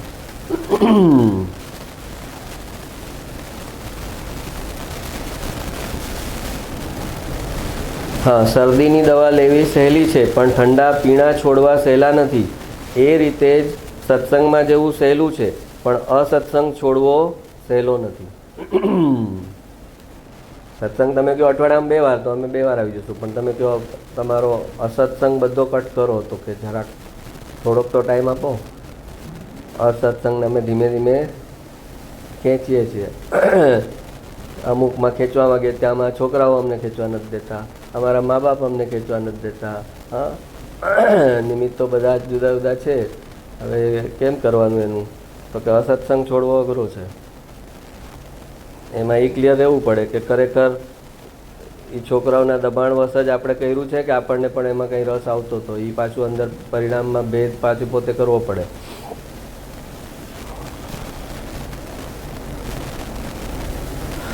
હા, પોતાના પરિણામમાં જ્યારે રસપૂર્વક સાંસારિક વિચાર ચાલતા હોય છે ત્યારે પોતે પોતાની સાથે અસત્સંગ કરી રહ્યો છે. આ વાક્ય કંઈ આમ ટચ ન થયું તમને લોકોને? અસત્સંગ છોડો, અસત્સંગ છોડો, તો કે તું તારામાં અસત્સંગ કરે છે એ છોડવાનો છે. હા, પોતાના પરિણામમાં જ્યારે રસપૂર્વક સાંસારિક વિચાર ચાલતા હોય છે ત્યારે પોતે પોતાની સાથે અસત્સંગ કરી રહ્યો છે. આ તો કોઈને દેખાય જ નહીં, કેવડી જાણે ખાલી કે આને અસત્સંગ ચાલી રહ્યો છે અત્યારે. તો કે કેટલી પર્યાયમાં જાગૃતિ લાગે. દ્રવ્ય દ્રષ્ટિ કરી લેવી એટલી ઇઝી નથી. પર્યાયમાં કેટલી જાગૃતિ લાગે. એમાંથી આટલા શાસ્ત્રો અને આટલા બધા ઓલા 11 અંગ ને 12 અંગ ને 14 પૂર્વ થયા. તો કે ભાઈ કેટલા ઓલા તે ખોટા રસ્તાથી ભગવાનને બતાવવા પડે છે. આ રસ્તે નહીં જતો, આ રસ્તે નહીં જતો, આ રસ્તે નહીં જતો. બોલો.